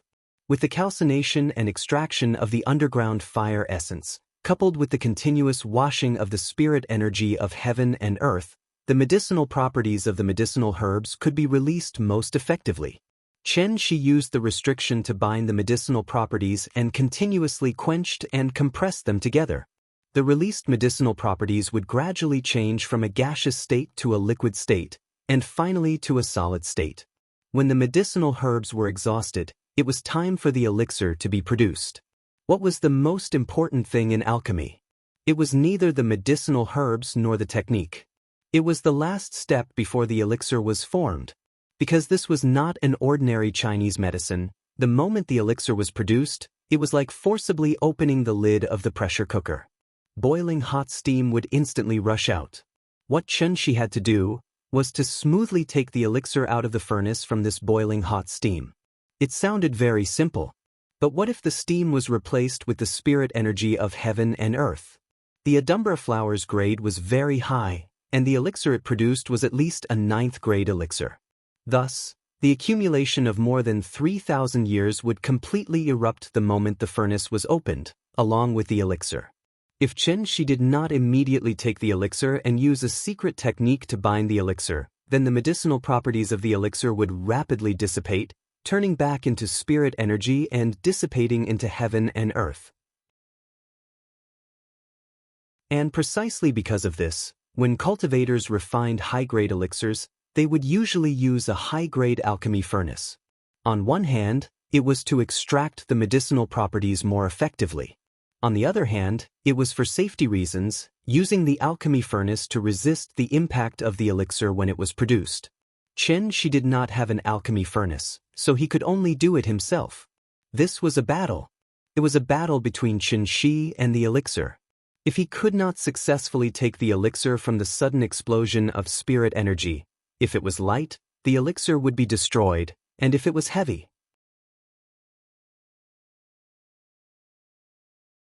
Chapter 388. The interior of the volcano might be different from what many people imagined. It was hollow like an iron box, and it was filled with boiling magma. The so-called magma was actually a silicate substance that had melted into a molten state due to high temperature. It would show different colors according to the temperature. The higher the temperature, the lighter the color. Under the illumination of the flames, the magma reservoir buried under Yellowstone Park was a colorful underground world. In addition to the red magma, the magma reservoir was mainly red and yellow. The yellow was sulfur, and the red was iron. In addition, there was a black substance at the top of the magma reservoir. This black substance was the surface of the rock formed by the cooling of the gas. Yellowstone Park's supervolcano would erupt once every 600,000 years. The last time was about 630,000 years ago. Therefore, this supervolcano had entered the eruption cycle and could erupt at any time. Scientists had used computers to simulate the eruption. Once the supervolcano in Yellowstone Park erupted, 90% of the people within 1,000 kilometers would not be spared. Most of them would die from inhaling the volcanic ash, which would cause their lungs to solidify. In other words, most of the United States would become a land of death. There was no chance of survival. After the eruption, the volcanic ash that was spewed out by the magma would drift to every corner of the Earth within 2 days. Then, the nuclear winter would arrive. The thick volcanic ash would cover most of the world. Sunlight would not be able to reach the Earth. A large number of animals and plants would begin to die, and black acid rain would cover the entire world. This process would last for at least 3 to 6 months. In other words, once the supervolcano erupted, not only would the United States suffer, but the entire world would fall into a food crisis. The disaster movie, 2012, had already shown this point. After all, Chen Shi was not a geologist. Therefore, when he chose the location of the pill refinement, he only focused on finding the largest volcano and did not consider other problems at all. The refinement of the pill had reached the final stage. Chen Shi floated at the top of the magma reservoir. The ball of light directly below him was the heaven and earth furnace that he had set up. In addition, he had even set up a spirit gathering formation here. With Yellowstone Park as the center, all the spirit energy within 100 miles flowed into it, so that the entire magma reservoir was filled with rich spirit energy of heaven and earth. It was like a balloon that had been stretched to its limit and could explode at any time. Lava surged and earth fire raged. Heaven and earth were the furnace, and spiritual energy was the charcoal. Under the continuous burning of the earth fire, the medicinal properties of the adumbra flower were completely unleashed. Once the spirit pill was formed, the restriction would fall apart, and the compressed spirit chi of heaven and earth would explode in an instant. Its intensity would not be inferior to a large-scale spirit chi tide. In fact, it was even more ferocious and surging than the tide of spiritual energy. At the same time, it was also more threatening. Chen Shi waited patiently, focusing all his attention on the ball of light. Suddenly, a slight cracking sound came from the top of the magma chamber. Crack. It was a very weak sound. Before Chen Shi could react, the faint cracking noise had turned into a series of loud rumbling noises. The earth seemed to be torn apart. Immediately afterward, the volcanic passage that had been deposited for hundreds of thousands of years came alive again. The strong air pressure continued to rise, trying to find a way to vent. The mountain could not withstand the pressure, and huge cracks began to appear, spreading all the way to the surface at an extremely fast speed. The cracks grew bigger and more numerous. Countless huge rocks continued to fall from above. The moment the huge rocks smashed into the magma below, the magma boiled, and sparks flew everywhere. Chen Shi was stunned. Until this moment, he didn't even realize what a terrible thing he was doing. The earth began to tremble. Under the pressure, countless cracks appeared on the inside of the mountain. The cracks reached the surface. In an instant, countless geothermal fountains erupted from Yellowstone Park at the same time. Because the temperature was too high, the snow on the surface began to sublimate, turning from a solid to a gas in an instant. A thick fog shrouded the park. At the same time, earthquake alarms sounded in several cities around Yellowstone Park. The tremors grew stronger and stronger. This was not an earthquake, but the supervolcano had begun to become active. Under the pressure, the weak surface of the earth began to bulge, undulating strangely like waves. Birds cried out and beasts howled. Countless animals ran out of the park, and flocks of birds flew across the sky, blotting out the sun. The only thing worth celebrating was, it was probably because Yellowstone Park was not open to tourists during this period of time. This place was freezing cold. Other than a few park staff, there were not many people. Chen Shi was inside the magma chamber, so he could see more clearly. He saw the mountain collapse. He also saw the magma boiling. Originally, he came to pick up the medicine happily, but he did not expect to witness a volcanic eruption with his own eyes. Chen Shi finally realized the seriousness of the matter. But just as he was about to find a way to contain the volcanic eruption, the elixir came out of the furnace without warning. The sudden burst of spiritual energy forced him to take a few steps back. Seeing this, Chen Shi could not help but let out a long howl and immediately rushed toward the ball of light. It was not easy to wait for the elixir to come out of the furnace. If he really failed at this time, wouldn't he be depressed to death? The spiritual energy turned into gusts of wind, like sharp blades, constantly slapping Chen Shi's body. Even if his cultivation was unparalleled at this moment, he could only barely withstand the pressure, and then slowly approach the elixir. The elixir was quietly suspended in the middle of the cave. It was like a luminous pearl, shining brightly. After such a long time of extraction, the medicinal properties were fully displayed. As soon as it came out, the magma chamber was filled with a refreshing smell. Just taking a deep breath of the aroma would make one feel refreshed and refreshed. The elixir was right in front of him. Thinking of the efficacy of this elixir, even Chen Shi could not help but feel a little excited. As long as he took this elixir, then Ying would step into the diviner realm and condense the golden elixir. In a moment of excitement, Chen Shi also used all his strength, and a burst of true essence energy instantly erupted from his body, not inferior to the spiritual energy tide. The energy was like a sharp knife, leading Chen Shi all the way to the elixir. However, with every step he took, a layer of true essence in his body would be consumed. Finally, Chen Shi flew near the elixir. The moment his fingers touched the elixir, the surging spiritual energy in the magma chamber seemed to have heard the call, and all of it converged into the elixir. The pressure suddenly disappeared.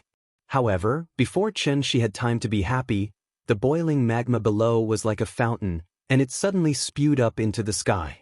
Why did the volcano not erupt? That was because the spiritual energy of heaven and earth filled the cave, and thus the magma was firmly pressed in the magma chamber. Once Chen Shi took the elixir, the magma that had lost its suppression would be like a dam bursting, and it would spray out more fiercely and violently than before. This was an explosive volcanic eruption. From afar, it looked like a supernuclear bomb had been dropped in Yellowstone Park. First, a burst of strong light lit up the sky.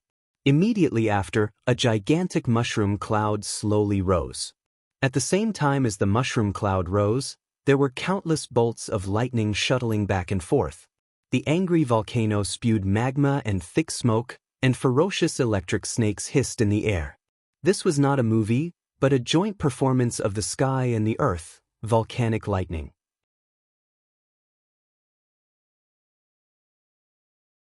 Chapter 389. The supervolcano erupted. At that moment, the entire world seemed to have quieted down. The crater of the volcano was like a lit-up firework. First, it emitted a cloud of smoke that covered the sky, then it suddenly exploded into the sky. In an instant, a mushroom cloud formed by volcanic ash and steam rose into the sky, almost breaking through the clouds. Dark red magma spewed out along with the billowing black smoke. The red-hot rocks were pushed into the sky and exploded like fireworks, then fell in all directions. From afar, it looked like thousands of meteors had passed by, leaving streaks of fiery red marks in the sky. At the same time, the shock waves that accompanied the explosions spread out wave after wave. Countless boulders were blown away by the strong wind, and countless trees were uprooted. The accumulated snow on the ground turned into white smoke and drifted in all directions. At that moment, all living things cried out, and the plants bowed their heads. Because sound traveled the slowest, after the shock waves exploded, the loud rumbling sound began to spread out in all directions. The entire earth was shaking violently. Magma spewed out from the crater of the volcano, black smoke filled the sky, and hot flames swallowed a large area of land. This was the anger of nature. All living things were destined to be doomed, and could only helplessly fall into this terrible disaster. This scene, it must be the so-called, the birth of a drought demon. Thousands of miles of land were barren. Starving people were everywhere, and not even a blade of grass grew. She turned into a golden light and flew out of the thick smoke. When he saw the scene in front of him, he finally realized what he had done. The huge Yellowstone Park had become a purgatory. Magma spewed out from the crater of the volcano, spreading out wave after wave. Magma spread all over the ground, like a bright red wound, and blood was gushing out. This was definitely an accident. She looked at the scene in front of him, dumbfounded. After he came back to his senses, he began to think about how to remedy the situation. After all, he was not a patriot. Although the United States was annoying, the people of the United States were innocent. Shi's worldview was not so twisted and dark. How to remedy it? This was really a problem. Volcanic eruptions were not short-lived, but rather a continuous process. Once this hole was opened, magma would continuously gush out from the ground. This would last for at least a few hours, at most a few days, or even a few years. Rain could not extinguish a volcano. This was because volcanoes were not only found on land. There were also volcanoes under the sea. Even the sea could not extinguish a volcano, let alone a few heavy rains. She looked at the crater with a worried expression. After thinking for a long time, he finally came up with the simplest and most violent method, and that was, he directly blocked the volcanic crater. Just like the pressure cooker, wouldn't the problem be solved once the lid was put back on? This restriction didn't even need to be too exquisite. It just needed to be hard and strong enough to withstand the pressure from the magma reservoir. Thinking of this, She immediately began to work hard to arrange. As long as they acted quickly, they might be able to save many lives before the magma spread to the nearby cities. While She was busy cleaning up the mess, Karakoram. This was a place She was very familiar with. However, this place hid many secrets that no one knew about. It was cold here. Other than the snowy mountains that had not melted for thousands of years, there was only the blue sky and white clouds. There were many mountains here. After climbing over a tall mountain, one would see countless tall mountains. Above the white snow, in the middle of the vast mountain range, there was a seemingly ordinary 10,000-year-old snow mountain. It was not high enough, nor was it dangerous enough. In addition to this remote terrain, it did not even have a widely spread name. It was just the most inconspicuous mountain among the vast mountains. However, 10,000 years ago, it also had a very beautiful name, which was Floating Mist Mountain.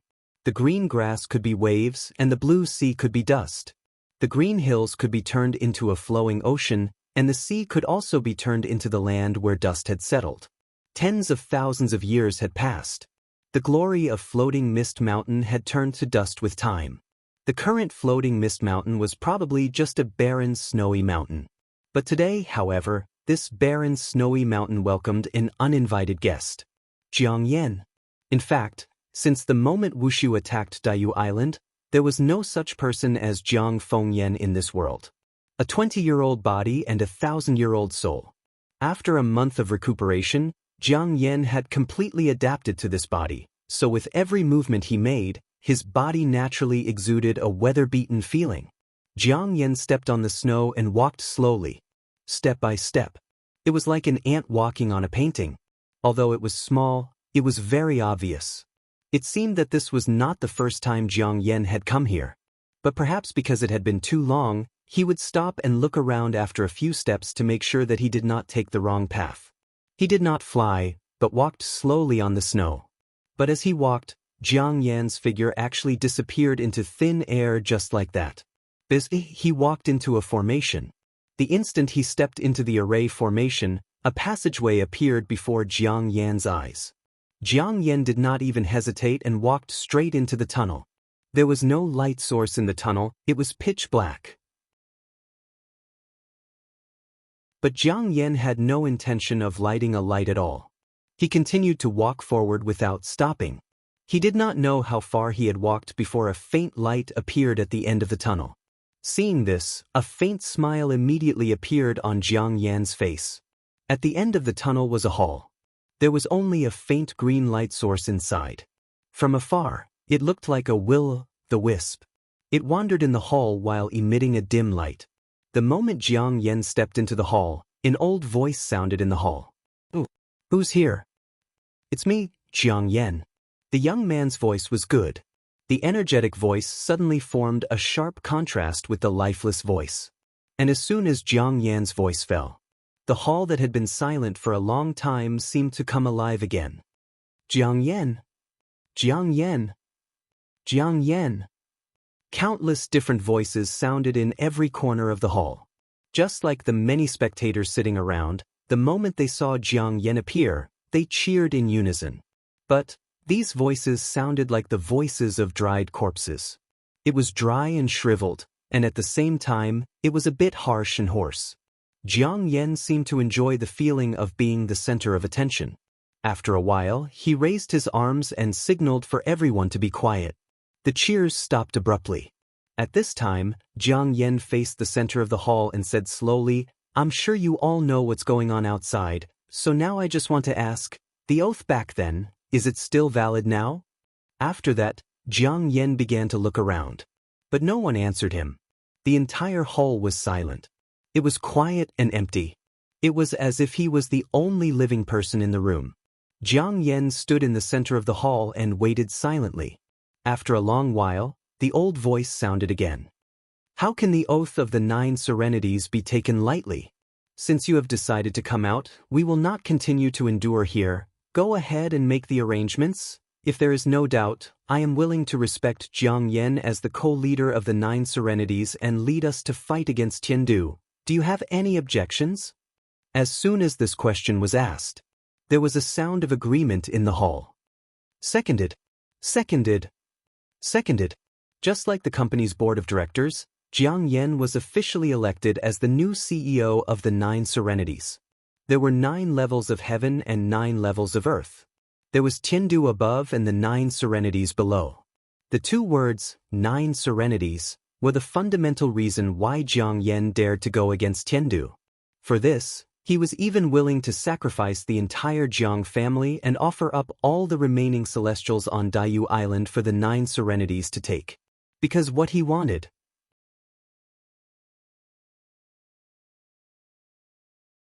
Chapter 390. After Qin Shi busied himself for half a day, the mess in Yellowstone Park was finally cleaned up. For this reason, he specially set up a super large restriction to completely seal the magma reservoir. In fact, this could be regarded as a blessing in disguise. After Qin Shi's messing around, part of the pressure on the Yellowstone Park supervolcano had been removed. Coupled with the effect of the restriction, the next natural eruption of this volcano was estimated to be tens of thousands of years later. If the United States knew the truth of this matter, they would probably only be grateful to Qin Shi and would worship him as their ancestor. It was just a short eruption. Although the scale was large, the destructive power was always limited. The only thing that was painful to lose was probably the beautiful natural scenery of Yellowstone Park. Even if they immediately began to rebuild it, it would take many years to form an ecological chain of today's scale. Of course, these losses were not for Qin Shi to worry about. He had done what he could and made up for what he could. Therefore, after carefully checking the restriction, Chen Shi happily took the spirit pill and embarked on the return journey. Perhaps because he was in a good mood during the flight to Huaxia, he took out the spirit pill from time to time to observe it. Just a whiff of this fragrant scent was enough to make one intoxicated. Although the grade of this spirit pill was not as high as he imagined, it could barely reach the 6th or 7th grade. After all, the supplementary ingredients were just some ordinary medicinal materials. It was already very good to be able to reach this standard. And with the current conditions on Earth, how could Chen Shi not be satisfied with the fact that such a high-grade spirit pill could be refined? Humans should always be content with what they have. Refining pills was a craft, and it could not be done without some experience. Refining pills according to a recipe was something that only a worker would do. With Chen Shi's years of experience, coupled with his understanding of medicinal materials and pharmacology, he could naturally configure a prescription that was really suitable for the current situation based on the existing materials. Therefore, this spirit pill was absolutely unique. It didn't even have a name. Even if one searched the entire Heavenly Jade domain, they wouldn't be able to find a second one. Naturally, the naming rights fell to Chen Shi. However, he didn't have any fancy ideas at all. He didn't even bother to come up with a name. He directly began to think about how to divide up the spirit pills. There was only one spirit pill, but it could be divided into several portions. He cut it in half and gave the other half to Yingying. The remaining half would be divided into 3 parts, one for him and one for Nianyan. Then, the last portion would be cut in half. One half would be given to his father-in-law and the other half would be given to Madame Jiang. His sister-in-law had already eaten the heaven and earth treasure before, so she had indigestion. Therefore, Chen Shi directly ignored Qin Xueqing this time. As for Big Cat and Big Head, their cultivation levels were too low, so it was enough for them to eat some energy cultivation pills. Thinking of this, a name suddenly popped up in Chen Shi's mind. Lin Xian. After such a long time, Lin Xian should have stepped into the middle stage of the qi refinement realm, right? Should he cut Madame Jiang's portion in half and give half to her? Chen Shi seriously thought about this problem. As he thought about it, he unknowingly returned to Shangjing. During this period of time, as long as he sent Nianyan to school, Chen Shi would immediately go home to accompany Qin Ruing to cultivate. Since he was already out today, why not go to school and see how Nianyan's class looked like? Therefore, Chen Shi immediately turned around and flew toward Donghua Gate Kindergarten. Nianyan's class today was really interesting. It was a theme class. The content of the theme was My Mom and Dad. This was the most common class in kindergartens. It was mainly to guide children to understand themselves and others correctly, to develop a close and cooperative attitude toward others and society, and to learn the preliminary interpersonal skills. Since the correct child wanted to get to know others, the first thing to do was to start with the people around the child, which was their parents. That was why today's class was held. Previously, the teacher had already taught the children how to draw a family portrait, so today they picked up their own painting and introduced their family members to everyone in turn. The content of the class was actually quite simple. It was nothing more than the teacher asking questions, and the children standing up to answer. Of course, the questions were also very simple. For example, who is the person in the painting? What does it have to do with you? Is it good for you? What do they like to do the most? The children stood up one by one to answer. Chen Shi hid outside the classroom and listened to every word with great interest. Finally, it was Nianyan's turn to stand up. The little girl did not have stage fright at all. She pointed at the person in the painting and answered the teacher's questions generously. When the teacher asked her, "What does Dad like to do the most?" the little thing opened its mouth and replied, "Daddy loves to cook the most. Dad's cooking is delicious. I like Dad's cooking." Then do you like Dad's cooking more? Or do you like Dad more? After the teacher threw out a question that she hadn't asked before, the little girl was stunned on the spot. She didn't seem to expect the teacher to ask such a question at all.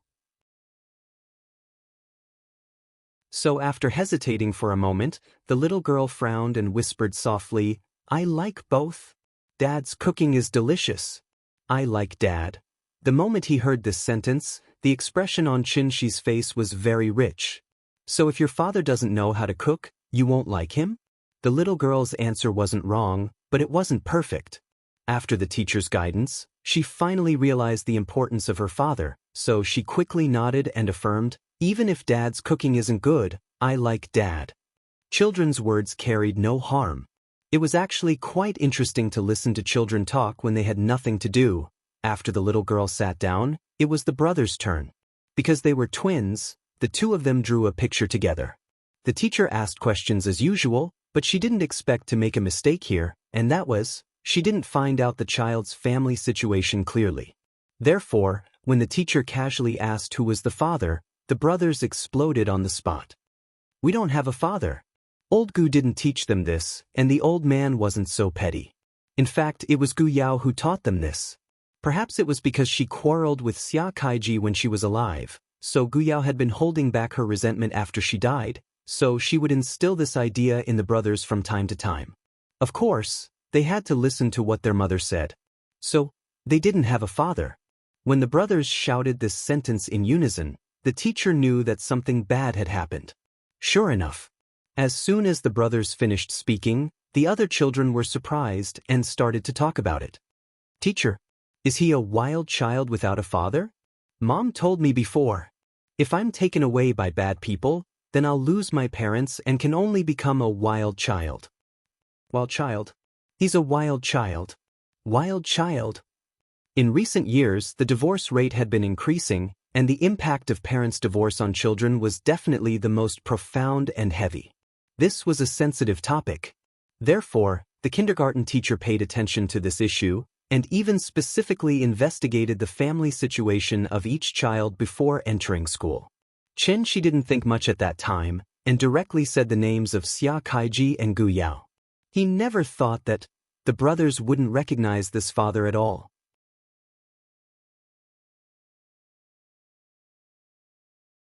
Chapter 391. Schools nowadays paid attention to humanized teaching. Whether it was kindergarten, primary school, or secondary school, a qualified teacher would always prevent the children from facing these problems directly. Of course, there were also many retarded teachers who would not care about these details at all. Knowing that there were children in the class who had lost their father at a young age, the teacher still assigned similar essay topics, such as, "My father, Father, I want to tell you, Father's love," and so on. If this was not retarded, then what was? How should the children write? Should they rely on their imagination to make it up? In fact, this was not an essay at all, but a sharp knife inserted into the children's chests. The children were still so young. If they could enlighten and encourage themselves to successfully walk out of their psychological trauma, then all the child psychologists in the world could be fired. According to the education philosophy of Donghua Gate Kindergarten, this kind of situation was absolutely not allowed to happen. Once the principal found out, the teacher would immediately pack up and leave. Therefore, after hearing the brothers shout that they did not have a father, even the teacher was shocked. It was human nature to be exclusive. Most of the children in the class were either rich or respectable. They had lived in different circles since they were young, so naturally, they were more exclusive than ordinary children. Without a father, the brothers were the outliers in the eyes of this group of children. Outliers would always be excluded. When the children shouted, "Wild children," for the first time, the brothers were labeled as outliers on their foreheads. Regarding this problem, the brothers were very calm.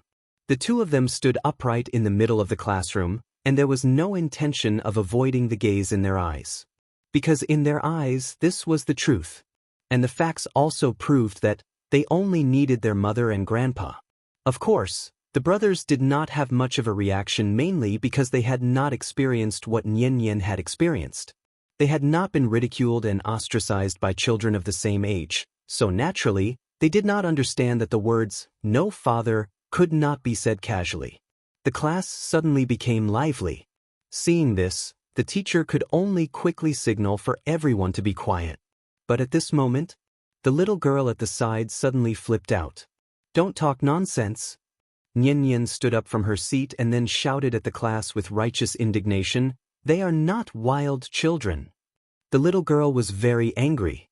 On one hand, it was because the two brothers were the closest to her.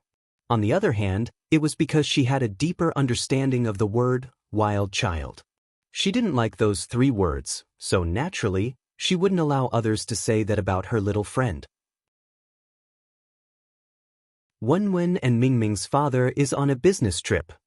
My father used to go on business trips too. He only returned after a very long time. That's why they called me a wild child. Let me tell you, I'm not a wild child. My father is back. He comes to school every day to bring me home. Wenwen and Mingming's father will come back too. I'm not a wild child. They are not wild children. We are not wild children. While speaking, the little guy suddenly burst into tears. After all, he was still a child. It was not easy for her to defend herself under such circumstances. After Nian interruption, the teacher finally came back to his senses and immediately comforted her. Then, the teacher used Nian's words and began to guide the children in the class.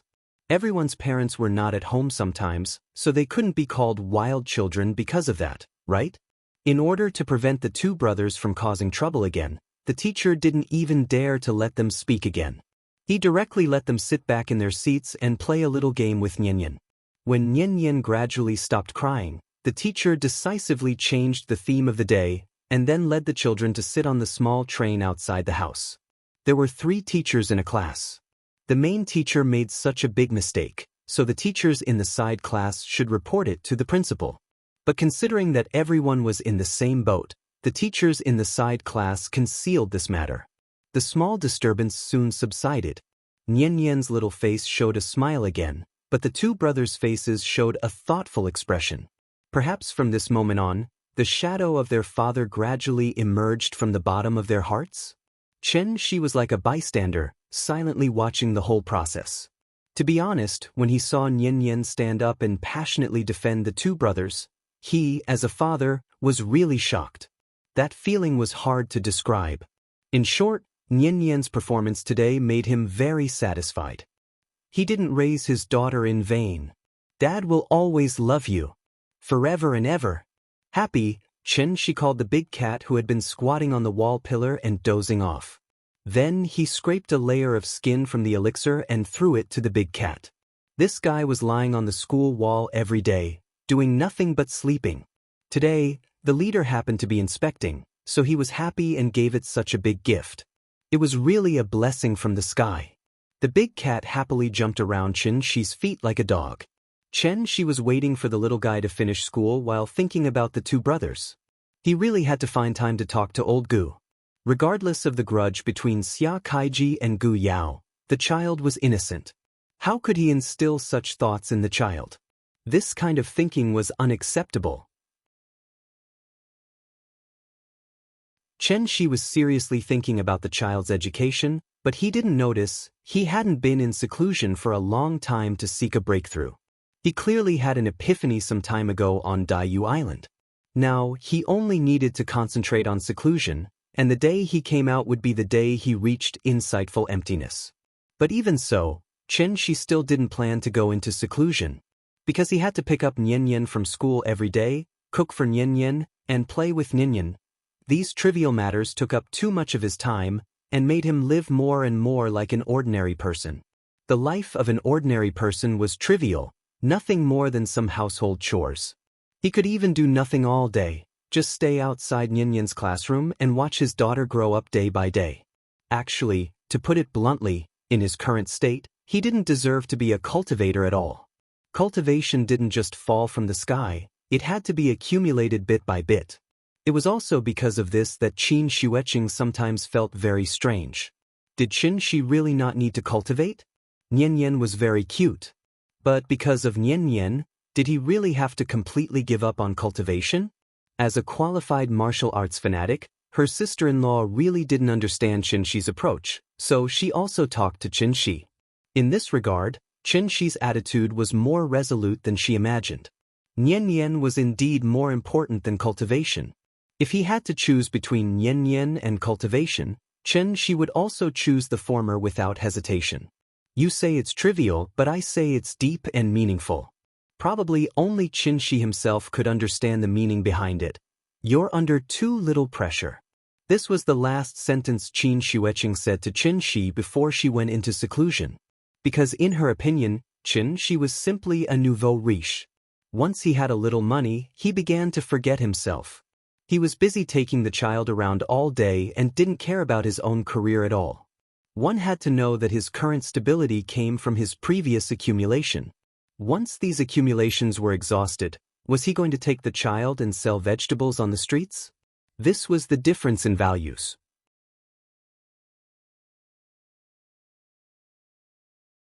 Chapter 392. December 22nd, Winter Solstice. Although this year's winter came late, the snowfall was not much worse than last year's. Snow fell like goose feathers. After a night, a thick layer of snow piled up in the alley. The little guy had been talking about skating all day, but he did not know that the ice rink in Hohai would not open for another month. Everything was the same as usual. After the little guy cuddled with Qin Shi as usual, he got up and went to school. Qin Shi stayed behind the wall until he finished watching the little guy do his morning exercises.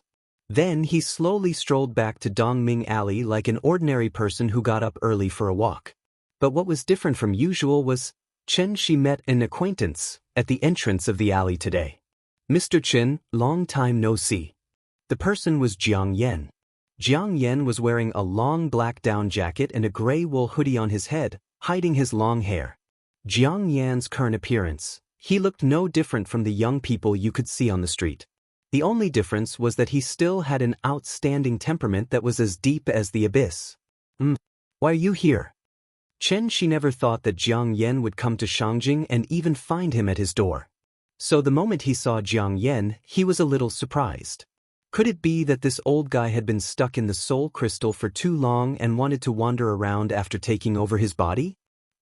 Actually, it's like this. After I took the elixir you gave me, I realized that this elixir was extraordinary. You must have added a lot of rare herbs in it, right? Jiang Yan laughed. After seeing Qin Shi extend his hand and make a please gesture, he immediately followed Qin Shi into the courtyard. The visitor was a guest, so he had to at least show some basic courtesy. So, Qin Shi led Jiang Yan to the main hall and made him a pot of tea. "I did add a lot of things, but they are just some common herbs. The most important thing is your adumbra flower." After hearing Qin Shi's words, Jiang Yan immediately laughed and said, "The Jiang family doesn't have such exquisite alchemy skills like yours. After your careful concoction, this adumbra flower really showed its medicinal effects. If that's the case, the Jiang family has really profited." Jiang Yan seemed very happy. Seeing this, Qin Shi laughed a few times. She was too lazy to be polite with him.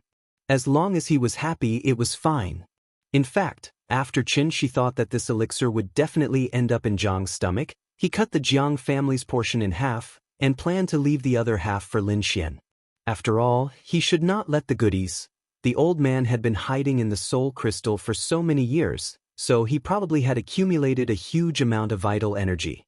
Thinking about it, this little bit was not too much, and this little bit was not too little. He just had to make do with it. To be honest, based on the amount that Jiang Yan had consumed, it was probably not as effective as directly swallowing the adumbra flower. Therefore, even if Qin Shi used her but to think, she knew that the old man must have other motives for coming to her door today. "All right, you don't have to be so polite with me." Qin Shi did not have the time to talk nonsense with him, so he asked directly, "Tell me, why did you come all the way here?" Hearing this, the smile on Jiang Yan's face became even more cheerful. Actually, it's nothing much, I just wanted to come out for a walk and pay you a visit." At this point, Jiang Yan's gaze fell on the couplet in the middle of the main hall. "The heavenly gate is broken, the river opens, the jade water flows east." His gaze did not linger for long, then he put on a rather emotional expression and sighed. "White clouds for 1,000 years, the sky is long. Look at this world, where does it look like it used to? When I came here, I even took that big guy called an airplane. If I didn't see it with my own eyes, I definitely wouldn't believe it. Now, even mortals can ride the clouds and travel thousands of miles in a day. It's just like what the ancestors said, a day in the mountains is 1,000 years in the world. I think it's time for Daiyu Island to change its philosophy. the Jiang family can't always live in the past. We should try to integrate into the present. The old man was a chatterbox, and once he opened his mouth, he would not stop muttering. After listening for a while, Chen-shi felt a headache coming on, so he found an excuse to send him out. No wonder everyone said that the older a person was, the more long-winded they became. This old man had been holding it in for thousands of years. If he really let him continue, wouldn't he talk for 3 days and 3 nights? All right, then I won't disturb you. Have a good rest, I'll go to the Great Wall again. Ha! Jiang Yan stood in the alley and waved goodbye to Qin-shi with a smile. After Qin-shi chuckled, he didn't even bother to exchange pleasantries, and directly closed the door. Bye-bye to you. Jiang Yan didn't feel offended at all. When he turned and walked out of the alley, there was even a faint smile on his face. After that, Jiang Yan strolled leisurely on the streets, looking around from time to time. He looked like a tourist who had just arrived in the city. However, just as Jiang Yan walked out of the main street, a figure suddenly appeared beside him. Jiang Yan glanced at him and said coldly, "There are people coming and going here, can't you wait until there's no one before you appear?" Hearing this, that person said indifferently, "They're just a bunch of ants, so what if they see us?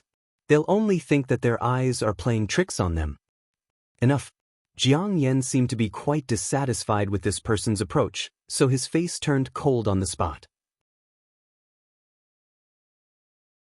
However, that person still didn't care, but looked around curiously, especially at the complicated structure of the viaduct not far away. If Chen-shi were here, he would definitely feel very puzzled. Since when did Jiang Jingqing dare to talk to Jiang Yan like this? That's right, the middle-aged man walking side by side with Jiang Yan at this moment was Jiang Jingqing, who was previously beaten into the ground by Chen-shi. Although Jiang Jingqing was arrogant and unruly, he was still a member of the Jiang family, and the Jiang family's ancestral teachings had long been branded in his blood and marrow, so naturally, he couldn't be so disrespectful to Jiang Yan. So the person in front of him? It couldn't be Jiang Jingqing at all. Don't blame me for not warning you, this Mr. Chen isn't someone you can afford to offend. If you want to overthrow Heaven Capital, then you must need his help, and you can't afford to be on bad terms with him. Seeing Jiang Yan's serious look, Jiang Jingqing also withdrew his previous frivolity and became much more serious, so he replied in a deep voice, "I know." Seeing this, Jiang Yan didn't say anything more. The reason he suddenly came to visit Chen-shi today was to let his companions see Mr. Chen's abilities. Not to mention Mr. Chen's cultivation, it wasn't difficult to see that this person was definitely not someone to be trifled with just by looking at the restrictions inside and outside the 4-part courtyard. Jiang Jingqing obviously knew his limits. However, after a moment of silence, he couldn't help but ask, "I still feel a little strange. You and I have lived for thousands of years, so why haven't we heard of such a person in the world? Are you so sure he's not from Heaven Capital?" After hearing Jiang Jingqing's words, Jiang Yan didn't immediately answer, presumably thinking about the reason behind it. After a long while, Jiang Yan frowned and said, "It shouldn't be. Based on the strength this person has shown before, he's at least above the level of a divine general, or even at the level of a heavenly venerable. Over the years, no divine general has defected from Heaven Capital, and no heavenly venerable has died, so he can't be from Heaven Capital. Moreover, I think Wushu really doesn't seem to know him." Hearing this, it was Jiang Jingqing's turn to be silent again. It wasn't until the two of them walked side by side for a long distance that Jiang Jingqing said with a serious face, "I think this matter needs to be considered at length, so don't act rashly."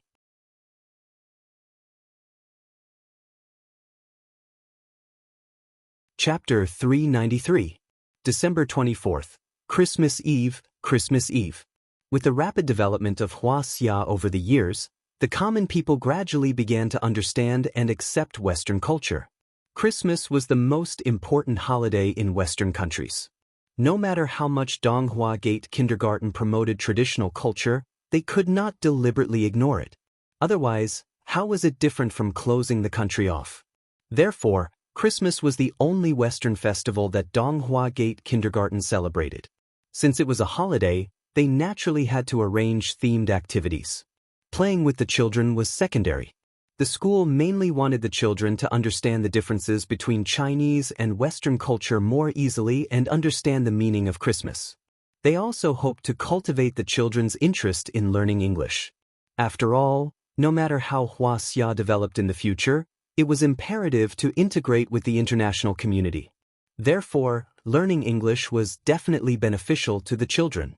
The winter break would start in the middle of next month. Therefore, the kindergarten would usually set this day as the Winter Parent-Child Activity Day, requiring the parents to attend. The parent-child activity could not only promote the emotional exchange between the children and their parents, but it was also beneficial to the healthy growth of the children's body and mind. Naturally, its importance was needless to say. The kindergarten hoped that every child's parents could be present. For this reason, they gave the parents a notice half a month in advance, which could be considered as leaving sufficient time for the parents to prepare. Qin Ruing originally wanted to participate. However, because she had taken the largest portion of the elixir some time ago, if she did not go into seclusion to digest it in time, much of the medicinal effect would be wasted. The Adumbra flower was so precious. Wouldn't it be a pity to waste it? Qin Ruing's aptitude was very ordinary. If she did not rely on external help, then when would she be able to break through to the celestial being level? She had no choice but to repeatedly persuade her. After the little fellow said that she must let her mother have a good rest, Qin Ruing reluctantly returned to her room and went into seclusion.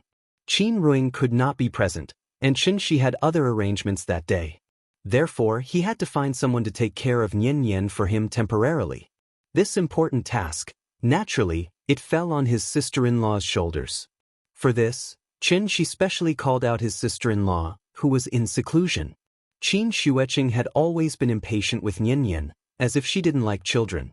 However, she knew very well, Qin Xueqing was a typical example of a woman who said she didn't want to, but her body reacted honestly. Nian was taken care of by her sister-in-law, but the brothers were in trouble. The last time the two of them complained in the classroom that they didn't have a father, so she wanted Xia Kaiji to attend the Christmas party in person, hoping to ease the estrangement between father and son. After all, blood is thicker than water. When she proposed this idea, although Gu Lao still felt a little uncomfortable in his heart, he did not speak out against it. On the other hand, the reaction of the two brothers was obviously a bit too extreme. We don't have a father. But. There isn't. We don't want daddy. I just want my mother. The two brothers said one after another, and no matter what, they refused to acknowledge this father. This made Xia Kaiji, who was hiding outside the tea house, so sad that he shed tears. When he received Qinshi's call, Xia Kaiji was full of joy, thinking that Gu Lao had finally forgiven him. Unexpectedly, the children actually refused to acknowledge him. How could Xia Kaiji not feel sad? She tried to persuade the two brothers, but how could children easily give in when they were stubborn? Whoever tied the bell should untie it. She suddenly thought of Gu Yao, so he used the soul crystal to directly summon Gu Yao's soul back. After this period of recuperation, Gu Yao more or less recovered some of her consciousness. After being summoned by she quietly floated over the tea house and saw everything that happened in front of her with her own eyes. Gu Lao sat in the booth sullenly. The two brothers stood on the side crying endlessly. Xia Kaiji hid in the corner and silently wiped his tears. From the day she passed away, this happy family had already been shattered. Gu Yao was just an ordinary person, without the support of a profound cultivation base. Even with Qinshi's help, how long could her soul last? 3 years? 5 years? Or 10 years? In the end, she would disappear from the world, just like water evaporating. Not a single trace of her could be found. She was gone, but the children were still there. Even after 10 years, they would only be 15 or 16 years old teenagers. Gu Lao was already old. Did he really want them to grow up alone like wild children, without anyone to rely on? Gu Yao was persuaded by Qinshi, and she finally figured it out. After the resentment that had shrouded her heart for a long time dissipated, her soul seemed to be a little purer. Then, Gu Yao quietly came to the two brothers. She didn't know what she said to the two brothers, but they quickly quieted down and obediently followed Qin Shi out of the tea house, standing in front of their biological father again. "Daddy?" The two brothers hesitated for a long time, and then finally called out, "Daddy." The moment he heard these two words, the man who was shining in the workplace finally couldn't hold it anymore. He knelt on the ground, his hands tightly hugged the two brothers. Because of a moment of excitement, Xia Kaiji actually let out a whimper. "I'm sorry, Yao Yao." "I'm sorry." He touched the two brothers' face, looking at them who obviously grew a lot taller. His tear-stained face couldn't help but reveal a trace of smile. "I'm sorry, it's all Daddy's fault. Daddy let you suffer. I'm sorry, Yao Yao. I regret it so much." Xia Kaiji repented painfully, but he didn't know that every word he said now floated into Gu Yao's heart without missing a single word. Gu Yao came to Xia Kaiji's back, as usual, gently hugged him from the back. But it was a pity. Xia Kaiji could no longer feel that kind of feeling from before. Qin Shi quietly returned to the tea house, leaving the warm moment to Xia family's father and son. Sister-in-law sat in the booth, bored to death, flipping through the book, as if she was not interested in everything around her. The Christmas party will only start after school. Nian Yan was still in school. The two brothers were taken out by Qin Shi. Qin Xueqing seemed to be dissatisfied with Qin Shi because of this trivial matter, so when she saw Qin Shi came over, she rolled her eyes at Qin Shi, and then turned her body to the side. Seeing this, Qin Shi didn't take it to heart, but directly sat in front of her, and smiled and asked, "Let me ask you a question. Why did you say you are cultivating?" Sister-in-law didn't answer. She didn't even bother to lift her eyelids. Qin Shi waited for a while. Seeing that she still didn't speak, he continued to say, "Your so-called cultivation, first of all, is to get rid of the distracting thoughts, not to care about the chaos of the mortal world. Or else, if the heart is not calm, it will mess up your actions. But why do I feel? This kind of cultivation is no different from getting rid of feelings. Humans have 7 emotions and 6 desires. Getting rid of feelings, getting rid of desires, is that still a human?" After hearing this sentence, Qin Xueqing finally reacted. She looked at Qin Shi with a speechless face, and just as she was about to say something, Qin Shi stood up and walked out. Before she left, Qin Shi didn't even look back as she threw down a sentence. This situation was very similar to the last time they talked. "I'll also leave you with a sentence. Who doesn't cultivate in life? Through the years of wind, frost, rain, and snow, feel the mellow and long life, the gains."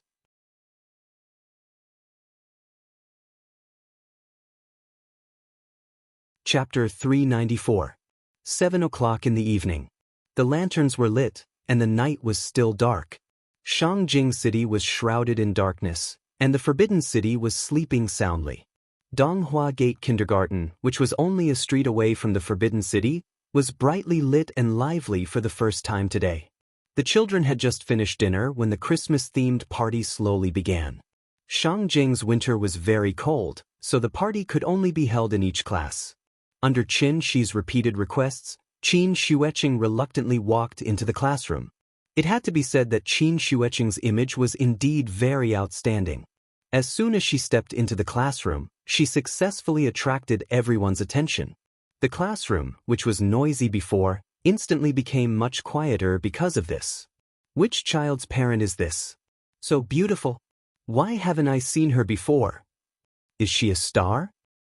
I don't know, this is the first time I've seen her. Look, she's here, she's here. In the classroom, regardless of gender, age, everyone couldn't help but look at Qin Xueqing a few more times. There were indeed many good-looking people in this world. Almost all of them were beauties in magazines and on TV, but it was extremely rare to see a beauty in real life. Beauty was one thing, but the other was because of temperament. When a living person stood in front of you, the temperament she exuded would directly affect the overall beauty of this person. Qin Xueqing was indeed very beautiful. But what was really eye-catching about her was actually her temperament, which was like an iceberg. Extremely beautiful, but at the same time daunting. She was like a holy mountain on the plateau, which could only be looked up at, but could not be climbed. I'm here. As soon as Qin Xueqing walked into the classroom, the little girl immediately noticed her, so she excitedly waved her little hand at her. Seeing this, Qin Xueqing went straight to the little girl and sat down. Qin Xueqing had always been indifferent to the little girl, but this little girl was very affectionate to her. Therefore, as soon as Qin Xueqing sat down, the little girl very intimately lay on her lap, then raised her little head and asked in a coquettish voice, "Auntie, where's Daddy? Why isn't Daddy here?" "Don't worry, he'll be here soon." "Okay." Hearing this, the little guy nodded obediently, then reached out to pick up a piece of candy from the table and handed it to Qin Xueqing. "Andy, have some candy." "No need, I've already eaten." Oh. After not seeing each other for a long time, the little fellow wanted to be intimate with Qin Xueqing, but she didn't expect that Qin Xueqing was still indifferent to her. However, the little boy did not mind at all. Instead, he stuck close to Qin Xueqing and started to play by himself. "Hello, Miss Qin." Xia Kaiji had already met Qin Xueqing before, so he nodded to her politely. However, he was tactful and didn't try to talk to Qin Xueqing. After greeting her, he continued to whisper with the two brothers. Xia Kaiji didn't strike up a conversation with Qin Xueqing, but Wang Junqing and Zhao Ziyu couldn't hold it anymore. In front of a peerless beauty, as a normal man, how could he not let his imagination run wild? What's more, the two of them had always felt that they were superior. They were rich and powerful, so naturally, they wouldn't shrink back just because Qin Xueqing showed a sour face. "Hello, are you Nian Nian's aunt?" Wang Junqing tried to talk to Qin Xueqing with the help of the child. However, before he finished speaking, Qin Xueqing said coldly, "Not interested." After that, Qin Xueqing closed her eyes directly and sat in the classroom with her eyes closed. Wang Junqing was given the cold shoulder and had no choice but to get together with Zhao Ziyu resentfully. Although the two of them were nearly 10 years apart, they had the same bad ideas. Therefore, after giving Wang Junqing a look, Zhao Ziyu secretly took out his cell phone and prepared to secretly take a photo of Qin Xueqing for investigation. However, the moment Zhao Ziyu turned on the camera, a stream of vital essence hit the cell phone, causing the screen to turn off. Zhao Ziyu fiddled with the cell phone for a long time and found that it couldn't be turned on. He had to take a deep look at Qin Xueqing, trying to remember her appearance. Qin Xueqing naturally knew what he was doing, so she opened her eyes and prepared to teach Zhao Ziyu a lesson. However, at this moment, a burst of cheerful music suddenly sounded in the classroom. Ding ding dang, bell ding dang, how happy we are skiing, we sit on the sleigh. Ding ding dang, bell ding dang, how happy we are skiing, we sit on the sleigh. The moment the accompaniment of ding ding dang sounded, all the children in the class sang together with the teacher. This was a surprise prepared by the teacher for the parents. The moment the music sounded, the Christmas lights in the classroom were all lit up. After the teacher took out the Christmas spray and sprayed it on the glass, the atmosphere in the classroom was suddenly pushed to the highest point. Every child's face was filled with the most enthusiastic smile.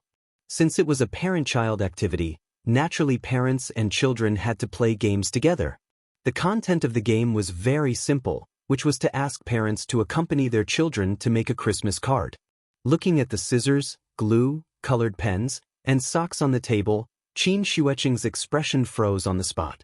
When had she ever made these things in her life? But she had no choice. She had already promised Qin Shi that she would take care of Nian Nian for him.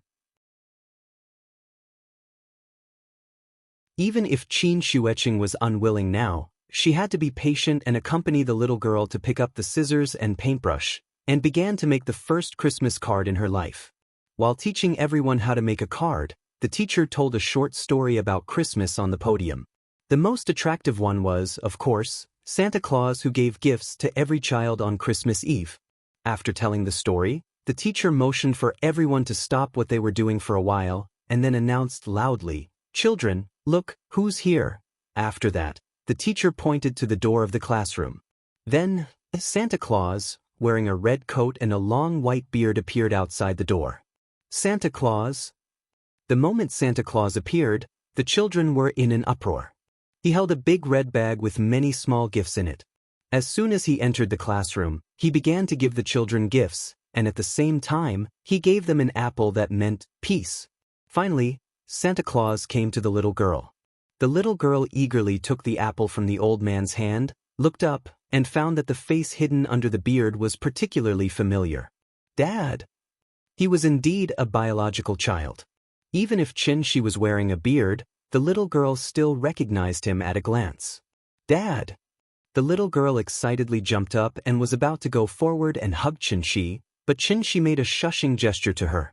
Shoo, don't let others know that Dad is Santa Claus. This is a secret. If you tell others, Dad can't be Santa Claus. Hearing this, the little girl suddenly nodded quickly like a chicken pecking at rice. I won't say. I won't say. For the little girl, there was obviously nothing more surprising than her father being Santa Claus. The little girl was so happy that she couldn't close her mouth, but her sister-in-law had a speechless expression. She never thought. Chen-shi asked her to come out and take care of Nian-Nian, just to make a cameo appearance as Santa Claus tonight? Did he make a mistake? In fact, since the school proposed the Christmas-themed party, Chen-shi went to discuss with the teacher, hoping that he could make a cameo appearance as Santa Claus. Originally, Santa Claus was to be played by the kindergarten staff, but since there were children's parents who were willing to make a cameo appearance, the teacher naturally wouldn't reject, and so today's event happened. Of course, this secret couldn't be known by the other children, otherwise, they would be envious. This was the surprise that Chen-shi specially prepared for Nian-Nian. From the little girl's reaction, his goal was achieved. Therefore, the first surprise that Nian-Nian experienced in her life.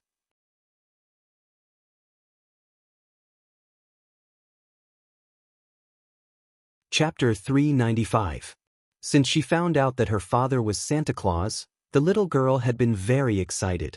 She wanted to share the joy in her heart with the two brothers, but she had scruples about Chen-shi's warning just now, so she could only hold her little face and wriggle with excitement all night. Maybe it was because Qin Xueching was sitting next to her today, so when the little girl drew the Christmas card, she specially drew it for her. This is Dad. This is Mom. This is Auntie. After drawing the card, the little girl handed the card to Qin Xueching as if she was presenting a treasure. When Qin Wanqing saw the little red person with a big belly on the card, the corners of her mouth couldn't help but reveal a faint smile. Wasn't this chubby Santa Chen-shi? Looking at Nian-Nian's little face that had turned red because of happiness. Suddenly, Qin Xueching seemed to finally understand Chen-shi's idea. With such a daughter, what more could a man ask for?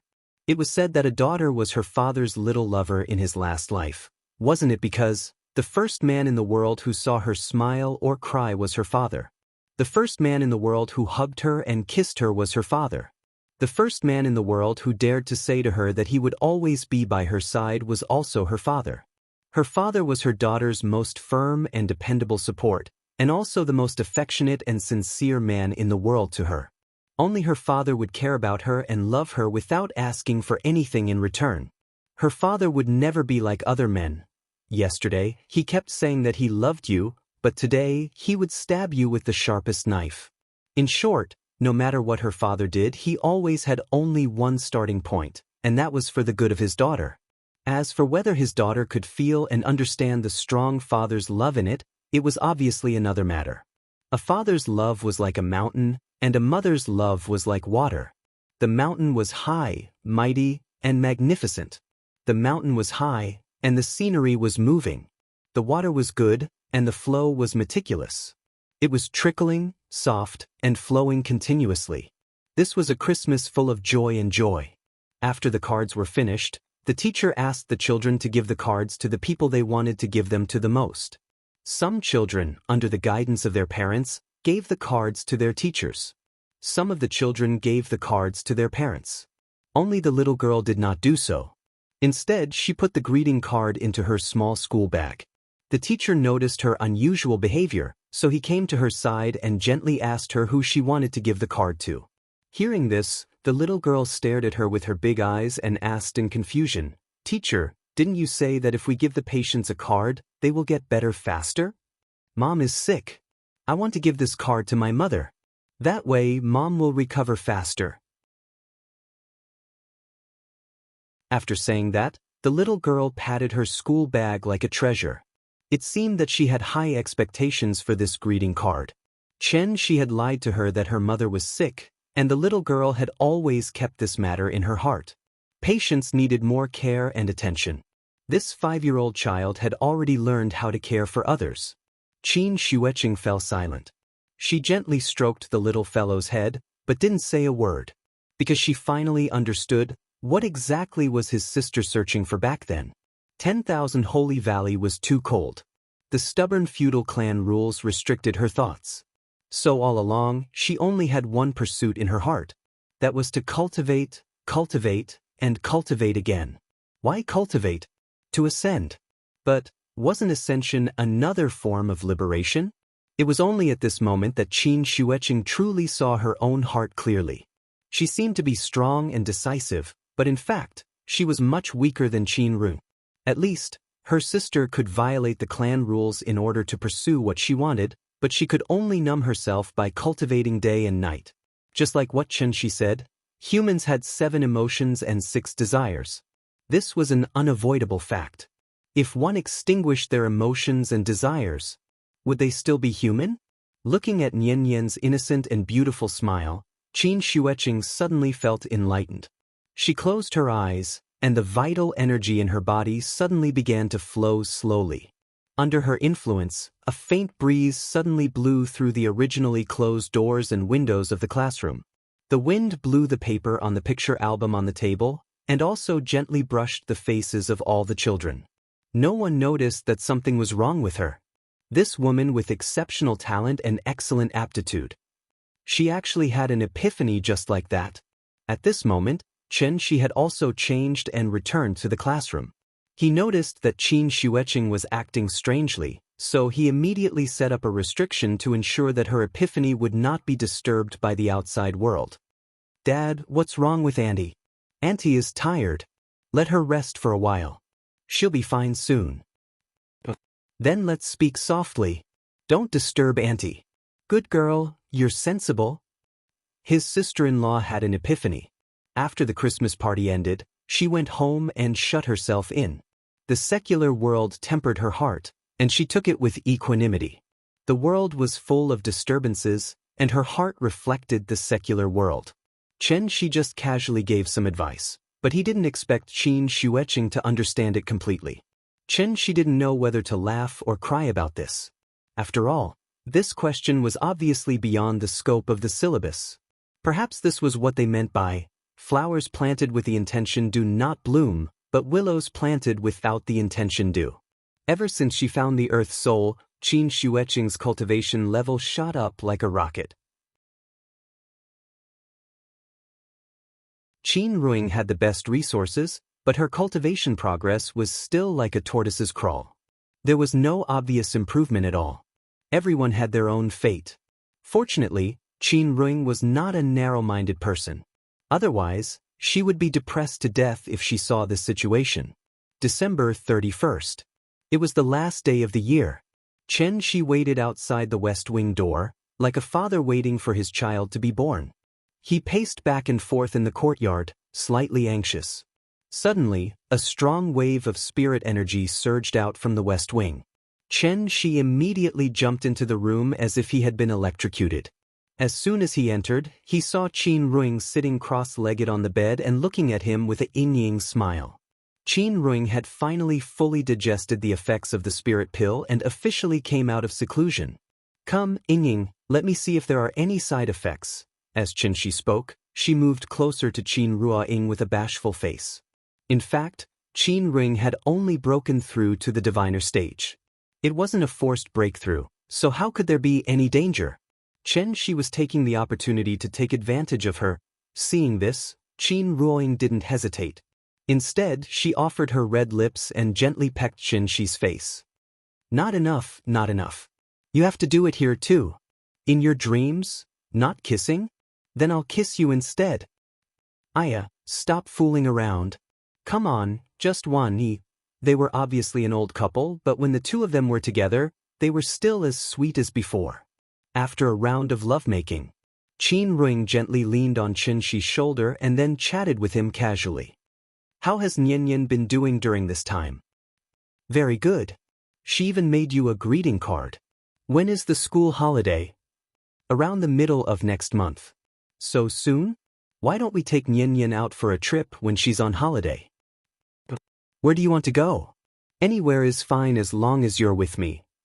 Okay, you've worked hard during this time. I'll arrange it. When the time comes, let's go on a trip around the world as a family. How about that?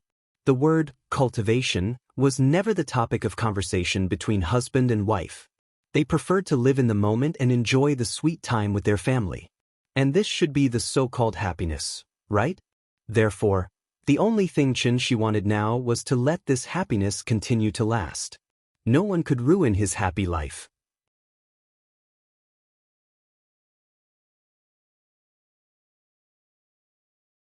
Chapter 396. January 3rd. After the New Year's holiday, Nian and the two brothers reluctantly returned to school. They had a great time during the holiday. The short time he spent with his son made Xia Kaiji experience a kind of happiness that he had never experienced before. Therefore, he came to the tea house every day. No matter how Gu Lao gave him a hard time, he acted like nothing had happened and followed the three children around shamelessly. No matter what the children wanted, Xia Kaiji would immediately run to buy it for them. Looking at his eagerness, people who didn't know would think that he had a mistress outside. As a father, Shi could naturally understand Xia Kaiji's feelings, so he didn't deliberately reject him. Instead, he gave him the responsibility of taking care of the children. In this regard, Xia Kaiji certainly couldn't ask for more. Therefore, he took the three children to stroll around Hohai every day. There were many people during the holiday. For safety reasons, Shi even let the big cat follow them all the way to prevent the three children from getting lost. With a young and strong nanny like Xia Kaiji, Shi immediately became free. He could finally free up some time to spend a few days with Qin Ruing in their sweet two-person world. Falling in love, getting married, having children. Each stage would give people different insights. After changing from a two-person world to a three-person world, life would become trivial and repetitive, and there would no longer be the romance when two people were together. Even if 500 years had passed, Shi was still a romantic person. So every morning, as soon as Xia Kaiji took the three children out of the tea house, Shi took Qin Ruing to start their honeymoon trip. Just as the lyrics say, I want to take you to romantic Turkey, then go to Tokyo and Paris. Actually, I really like Miami and Los Angeles with black people. Other people traveled by walking, but Shi traveled by flying. In a short span of 3 days, he had brought Qin Ruing around the earth once. From Asia to Europe, from North America to South America. They rode in Venice and saw the sea in the Aegean Sea.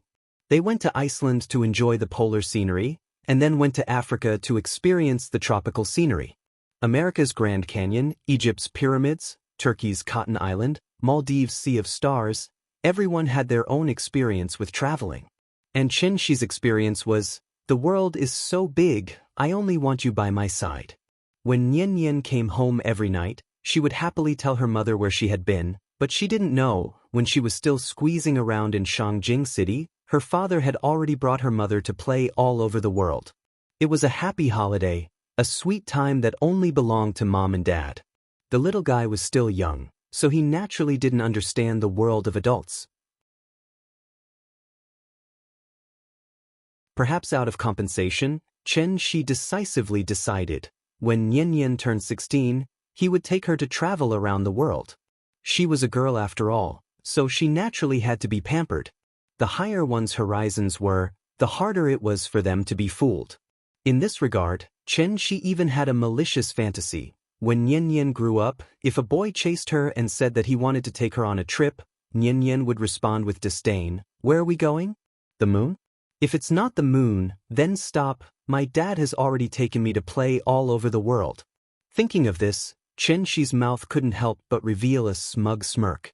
He really wanted to know, under his wise guidance, who could easily trick Nian away from him. How dare you lie to Nian? I'll break your leg for you.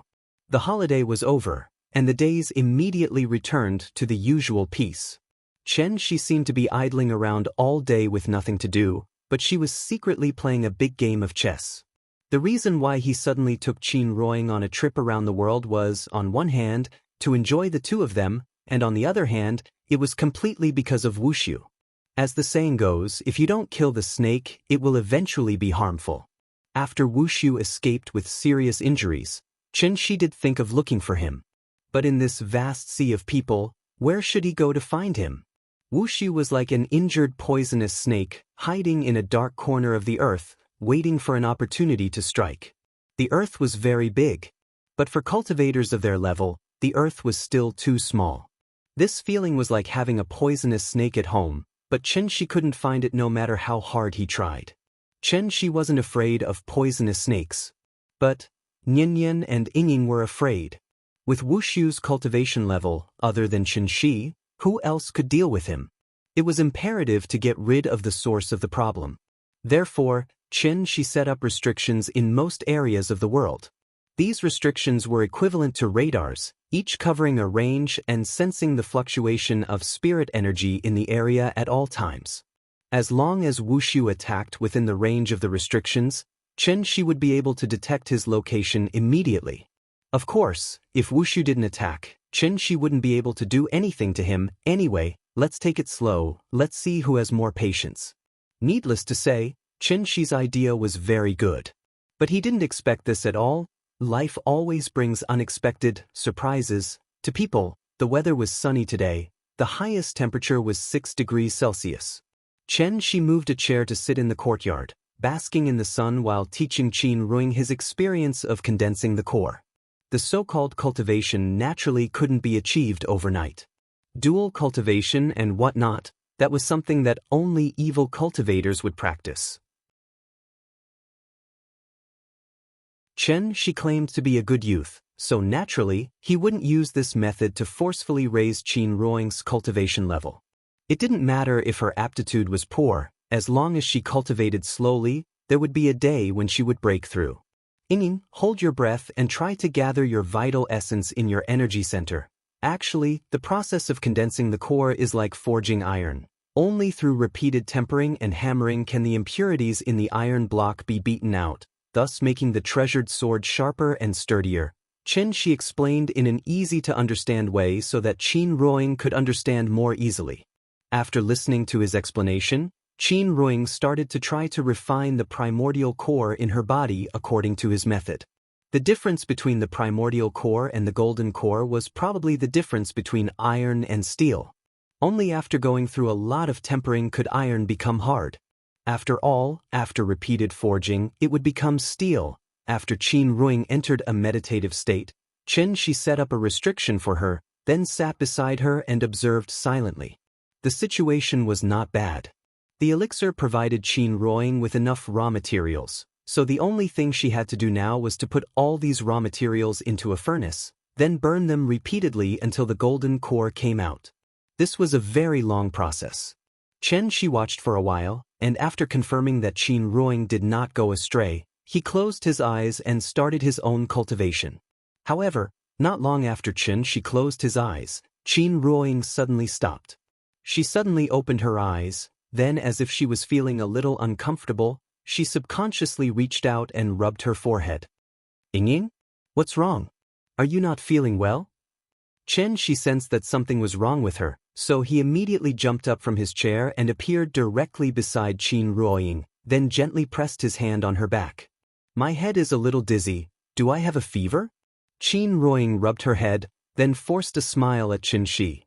What fever? You're already a diviner. How can a diviner fall sick? After saying that, Chen Shi closed his eyes and began to sense if there was a spirit energy tied in some corner of the earth. However, after searching for a while, he did not find any signs of a spirit energy tide. It was as if the entire earth had fallen asleep. It was quiet and peaceful. Chen Shi was a little confused. However, just as he was feeling very confused, Qin Ruoying suddenly closed her eyes and fainted beside him.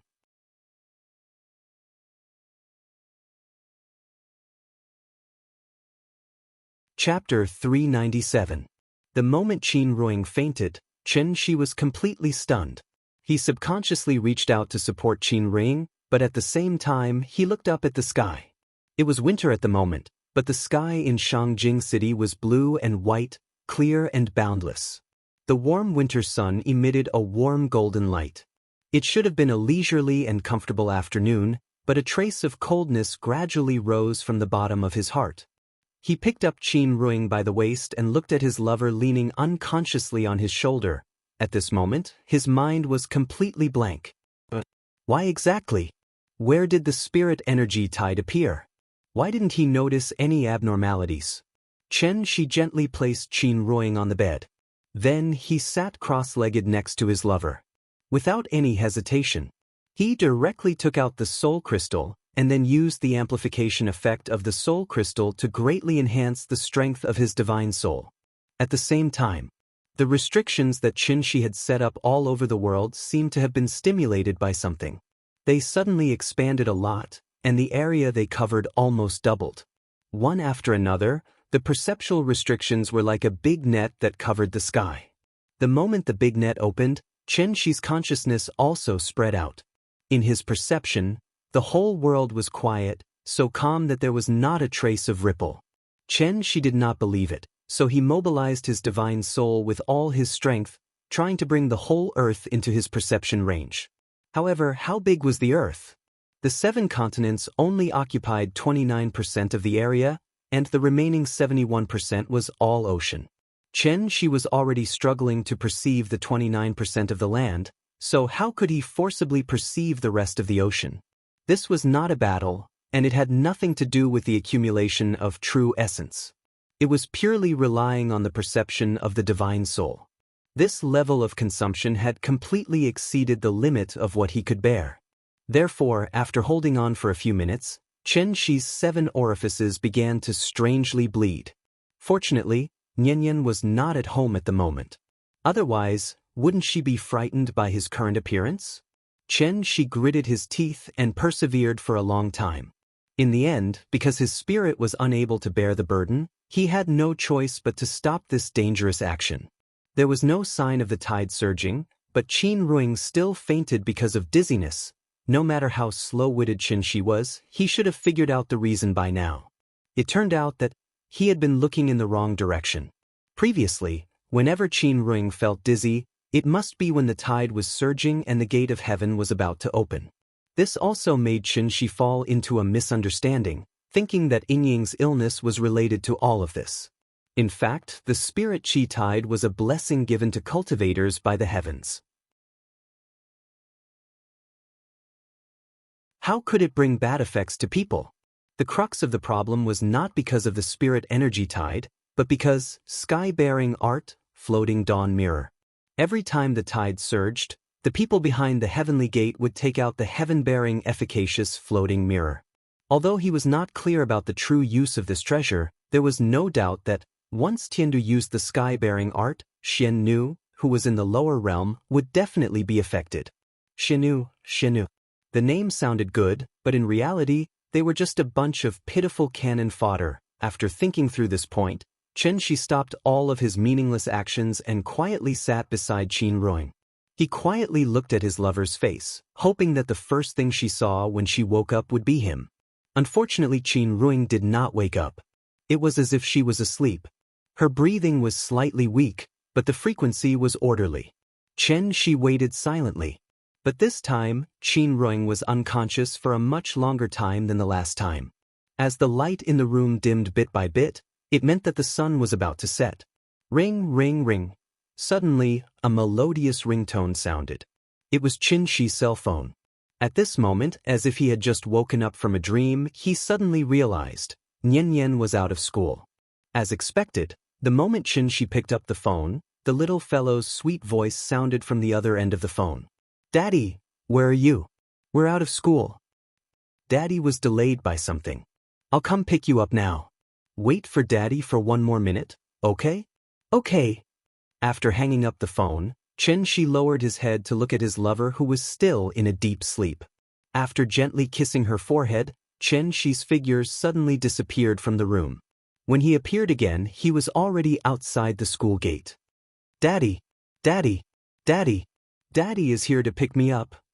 "Goodbye, teacher." As usual, The moment the little fellow saw Chen, she immediately raised her little hand, stepped forward, and ran towards him excitedly. After Chen picked up the little fellow from the ground, the two brothers who had been following the little fellow finally relaxed and waved goodbye to the little fellow reluctantly. The two of them were now picked up by Xia Kaiji's car every day. Naturally, they did not have to trouble Chen every day. "Daddy, teacher taught us how to sing today." "And? What song?" "Two tigers." After saying that, the little fellow grinned very proudly. If it was in the past, Chen would definitely accompany her to sing all the way home. However, to the little fellow's disappointment, Chen just nodded casually today, and then there was nothing else. Seeing this, the little fellow was obviously a little unhappy. Just as she was about to flare up, the little fellow suddenly seemed to have thought of something, so she immediately shut her little mouth and quietly lay on Chen shoulder. The teacher said, "Everyone has a time when they are in a bad mood, even Daddy and Mommy are no exception. Daddy is in a bad mood today, so I won't disturb Daddy. Nian is very sensible." The father and daughter quickly returned home without saying anything. At this time, the little fellow finally knew why Daddy was in a bad mood. Mommy is sick again. Looking at Mommy lying on the bed, the little fellow followed Daddy's usual behavior and carefully covered Mommy with the quilt. After that, the little fellow stopped making a fuss. After eating her dinner obediently, she started to watch cartoons in silence. While watching cartoons, the little fellow would still look back at Daddy and Mommy from time to time. Daddy had been silently staying by Mommy's bedside. Although the cartoon characters on the TV kept making noises, there was a strange silence in the room from beginning to end. Time passed by, and soon it was time for the little fellow to sleep. She was sleepy. However, she did not call Daddy. Instead, she ran to the bathroom, then brought a small stool and tiptoed to turn on the tap. The sudden sound of running water startled Chen. At this time, he finally realized that he had neglected Nian, so he quickly got up to help the little fellow wash up. After washing up, Chen carried her to the bed. The little girl laid down on the bed by herself, and then slipped into the warm blanket like a wisp of smoke. The little fellow covered half of her face with the quilt, only revealing a pair of bright big eyes. Then she used her big eyes to look at Mommy, who was sleeping soundly beside her, then looked at Daddy, who was beside her with a cloud of worry. At that moment, the little fellow seemed to have suddenly grown up. She actually hid in the quilt and comforted him in a muffled voice. "Daddy, don't be sad. Mommy will get better." The moment he heard this sentence, Chen's nose twitched, and an indescribable feeling surged in his heart. "Good girl, go to sleep. Daddy knows Mommy will get better. When Mommy gets better, Daddy will take you on a trip, okay?" But after hearing Chen's words, the little fellow's face suddenly revealed a smile. Then she suddenly sat up from the bed, leaned over and kissed Chen's face heavily, then obediently lay back down. "Mua, good night, Daddy. I'm going to sleep."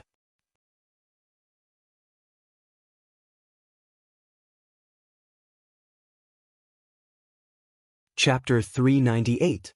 The little fellow was sensible.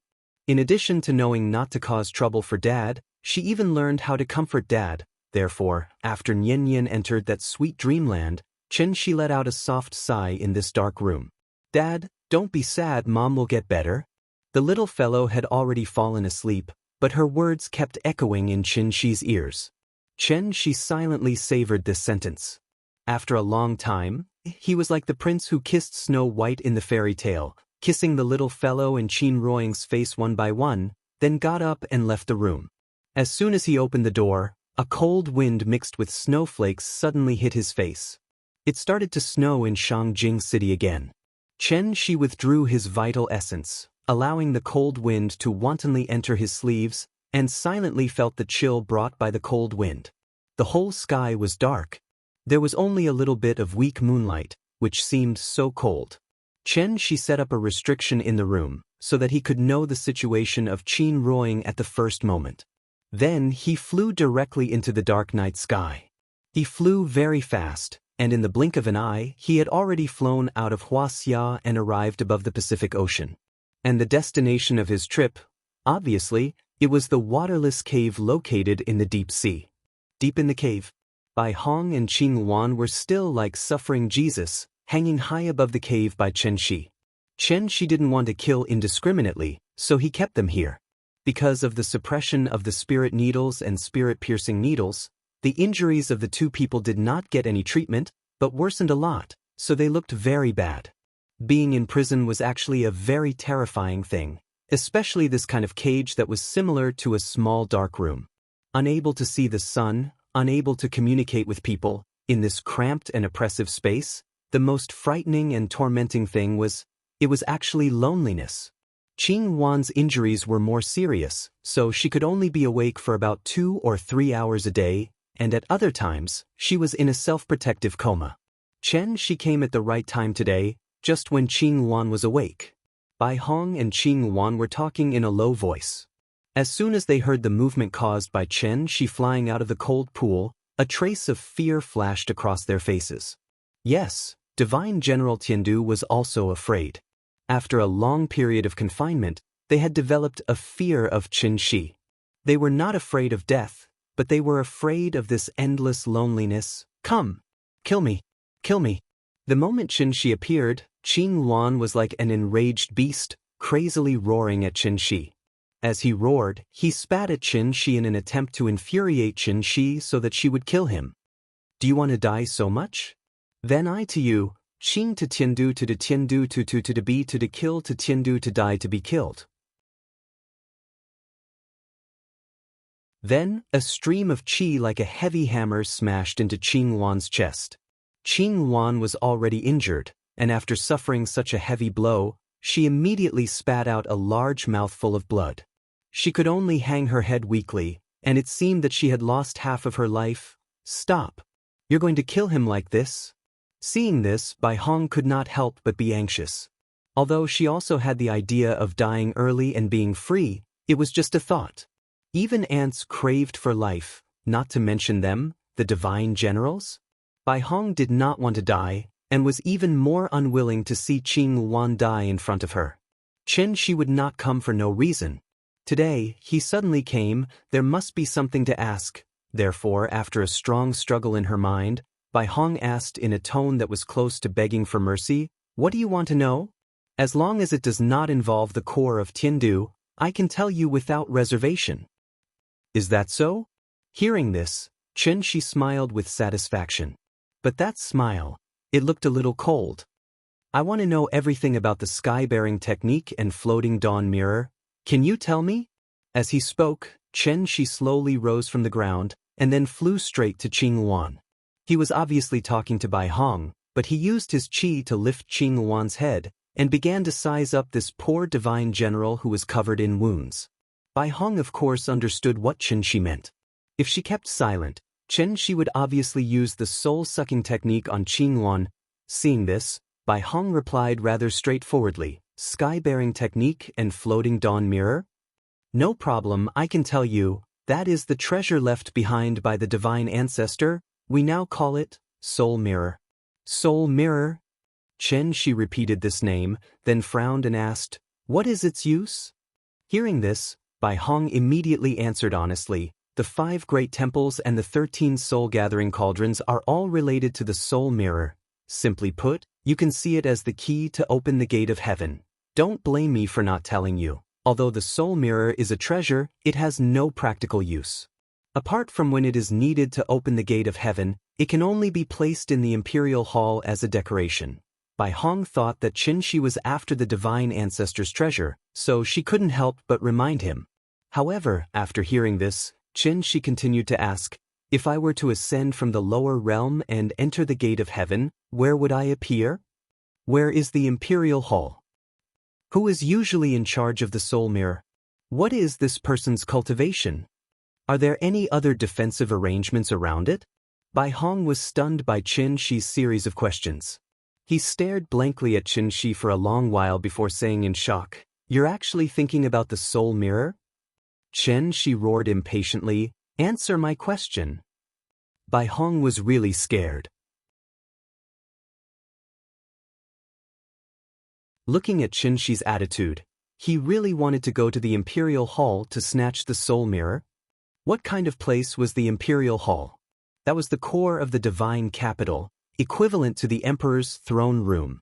Are you crazy? Bai Hong looked at Qin Shi speechlessly. At this moment, Qin Shi looked like a bloodthirsty gambler. Seeing that Bai Hong was unwilling to answer, he actually pressed his hand on Qing Wan's head and used the soul-snatching technique. In fact, the soul-snatching technique was not as exaggerated as Qin Shi had said before. This technique had a lot of restrictions.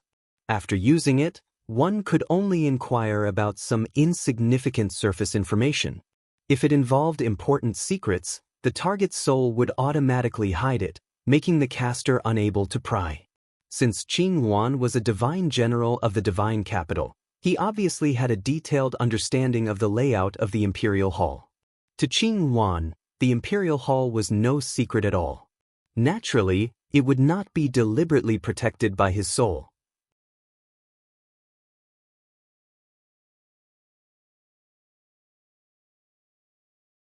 Chapter 399. He saw. The moment Qin Shi pressed his palm on Qing Wan's head, Qing Wan seemed to have been electrocuted. Her body twitched violently in the unconscious state. Bai Hong was stunned. He never thought that Qin Shi would actually really deal such a vicious blow to Qing Wan. Stop! At that instant, Bai Hong's eyes were about to split. However, due to the suppression of the soul-setting needle, he could only watch as the Azure Luan was tortured. Bai Hong struggled with all her might, her eyes flashing with uncontrollable anger. He gnashed his teeth so hard that they creaked, and he looked like a ferocious beast that had lost all reason due to rage.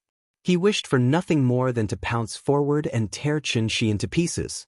But unfortunately, this was just Bai Hong's wishful thinking. Qin Shi was like a cold robot. He completely ignored the pain and anger in his heart and searched for all the information in Cyan Phoenix's mind. Since it was a forced soul search, this secret technique would naturally put a huge burden on the target's divine soul. Therefore, it didn't take long before blood began to seep out of the 7 orifices of the Green Phoenix, just like when Qin Shi forcibly perceived the entire world. Bai Hong stared blankly as everything unfolded. He didn't understand the soul-snatching secret technique and thought that what Qin Shi had said to scare him was true. Bai Hong could accept that Qin Shi had directly killed Qing Wan because their skills were not as good as his. But he couldn't accept it. Qin Shi used this method to torture Qing Wan. Absolutely not. I'm going to kill you. I'll kill you. Anger gives strength, as long as it is not mixed with the hesitation and apprehension of the weak. It was precisely because of this. Bai Hong, who was already on the verge of death, actually burst out with an extremely strong true essence fluctuation from his body.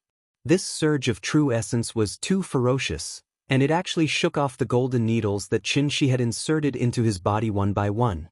Qin Shi didn't even have time to withdraw the secret method from Qing Wan's body before Bai Hong rushed towards him like a tiger that had just escaped from its cage. Bai Hong's face was strangely flushed. As soon as he broke free, his body constantly emitted a strong true essence fluctuation. Bai Hong's current state was very strange. He was clearly wounded all over, and there was barely a tenth of the Zhenyuan left in his body, but he was still able to release Zhenyuan fluctuations that were far stronger than when he was at his peak. Before it could attack, the true essence slammed into the wall again and again, causing the entire cave to tremble violently. After Bai Hong let out a roar, he immediately waved his right hand and slapped Qin Shi's head fiercely. At this time,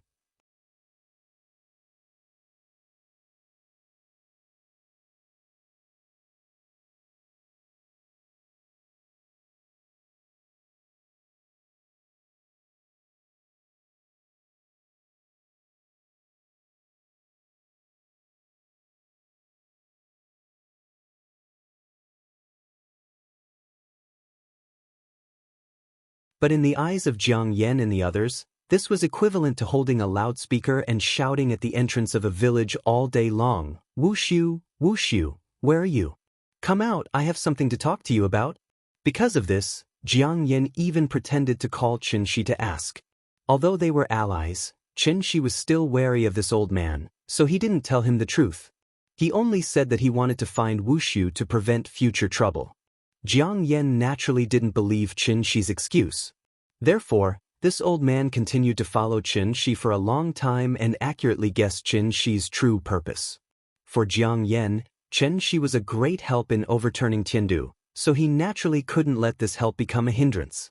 So, Jiang Yan began to act. No one had ever noticed this mysterious organization. It was called the 9 Serenities. There were 9 heavens in the sky and 9 layers of earth.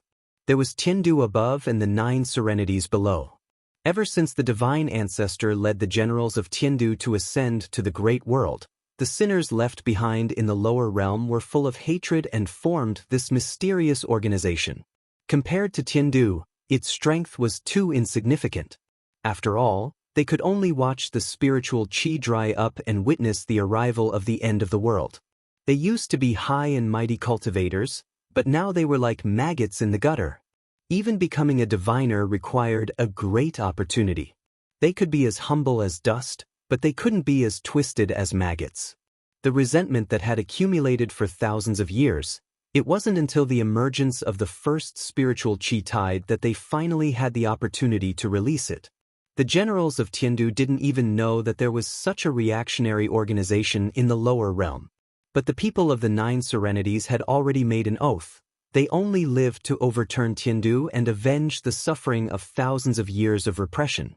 The 9 Serenities had begun to plan a long time ago. In addition to constantly sending people to Tiandu as spies, the rest of the people were silently waiting for the opportunity.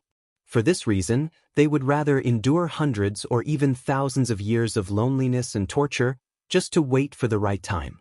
Now the time had come, and they only lacked the opportunity to blow the horn. Ancient Shi.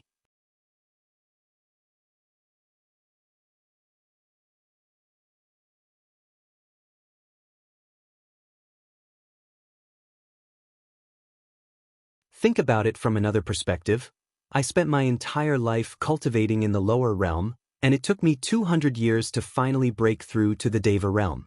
But when he came to Tiandu, he found that a young man in his 20s or 30s could easily become a celestial. How would the sinners of the lower bound, who had cultivated their entire lives, feel? That was how resentment was born.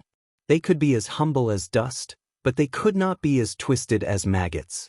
Such an unfair encounter had already distorted the mentality of the people of the 9 Serenities. Finally, the resentment that had accumulated in their hearts for tens of thousands of years was completely ignited with the appearance of the spirit energy tide. With the recovery of spirit qi, the human world will prosper. The 9 Serenities would never allow Tiandu to return to the lower realm, because the lower realm belonged to them. It was precisely because of this. At the same time that Qin Shi led Baihong to search for Wushu, the 9 Serenities led by Jiang Yan also began to move.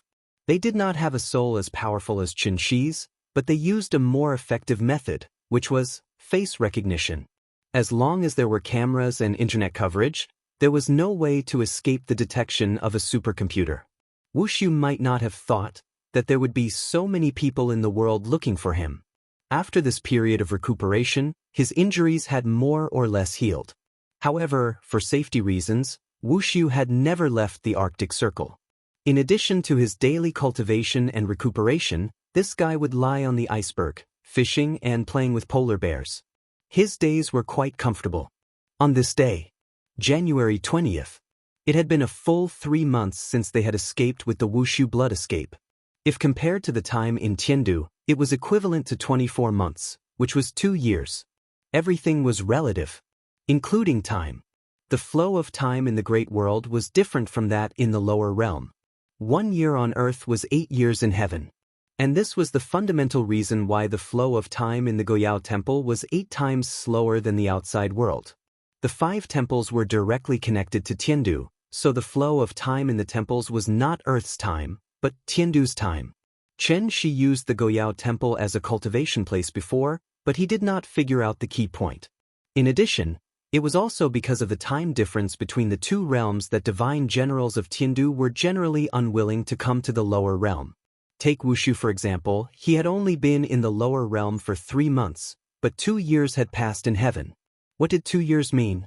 Divine generals who were about the same cultivation level as Wushu had probably surpassed him by now. Sailing against the current, one would fall behind if they did not advance. How could Wushu not be depressed?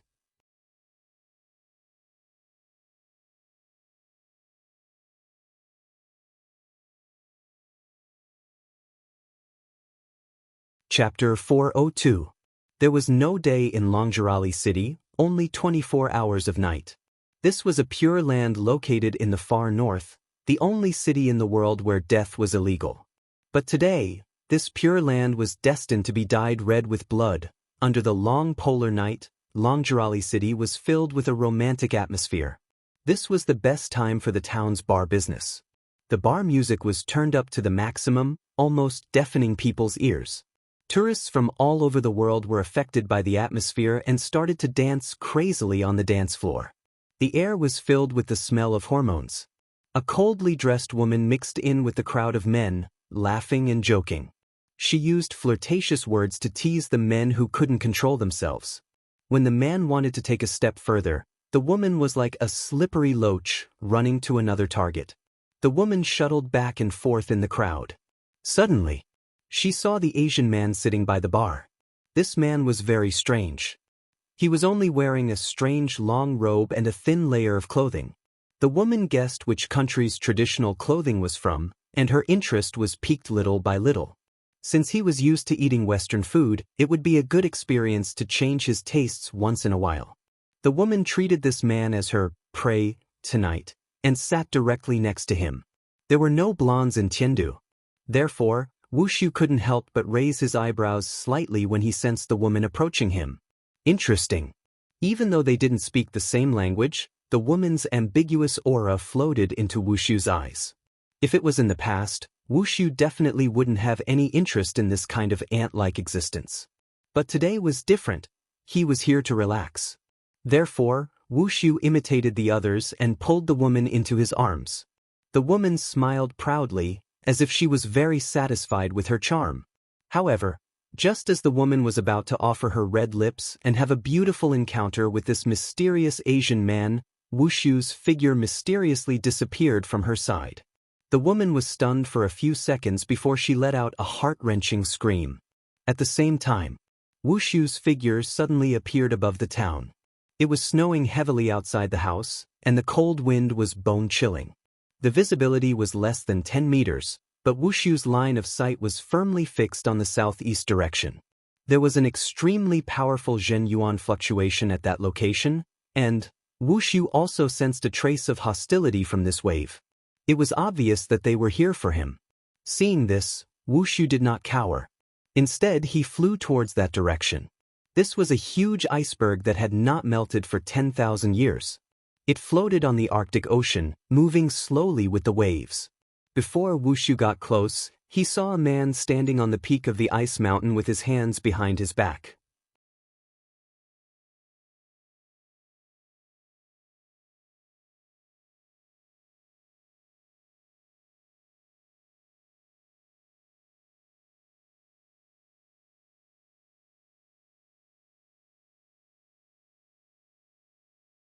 In order to show the spirit of universal love of the divine ancestor, Tiandu had always maintained contact with the 5 places of inheritance so that these sinners could ascend to Tiandu in the future. And this was also the fundamental reason why All Saints Valley was able to use the spirit-gathering formation to forcibly summon divine generals from Heaven Capital when Qin Shi flattened them. Absolutely no one would have thought. The so-called 5 lands of heritage were actually branches of the 9 serenities. But this secret was only known to a few people. Everything was under the control of the 9 serenities, including Qin Shi, the apple that accidentally fell on the chessboard. Since he was on the chessboard, he was a chess piece. It was just that this chess piece was much bigger than the others. From the moment Qin Shi stepped into All Saints Valley, Jiang Yan had already known of Qin Shi's existence. Although he was a variable, he was controllable. This was why Jiang Yan had displayed an almost abnormal enthusiasm for Qin Shi when Qin Shi first set foot on Daiyu Island. It was a pleasure to have a friend from afar.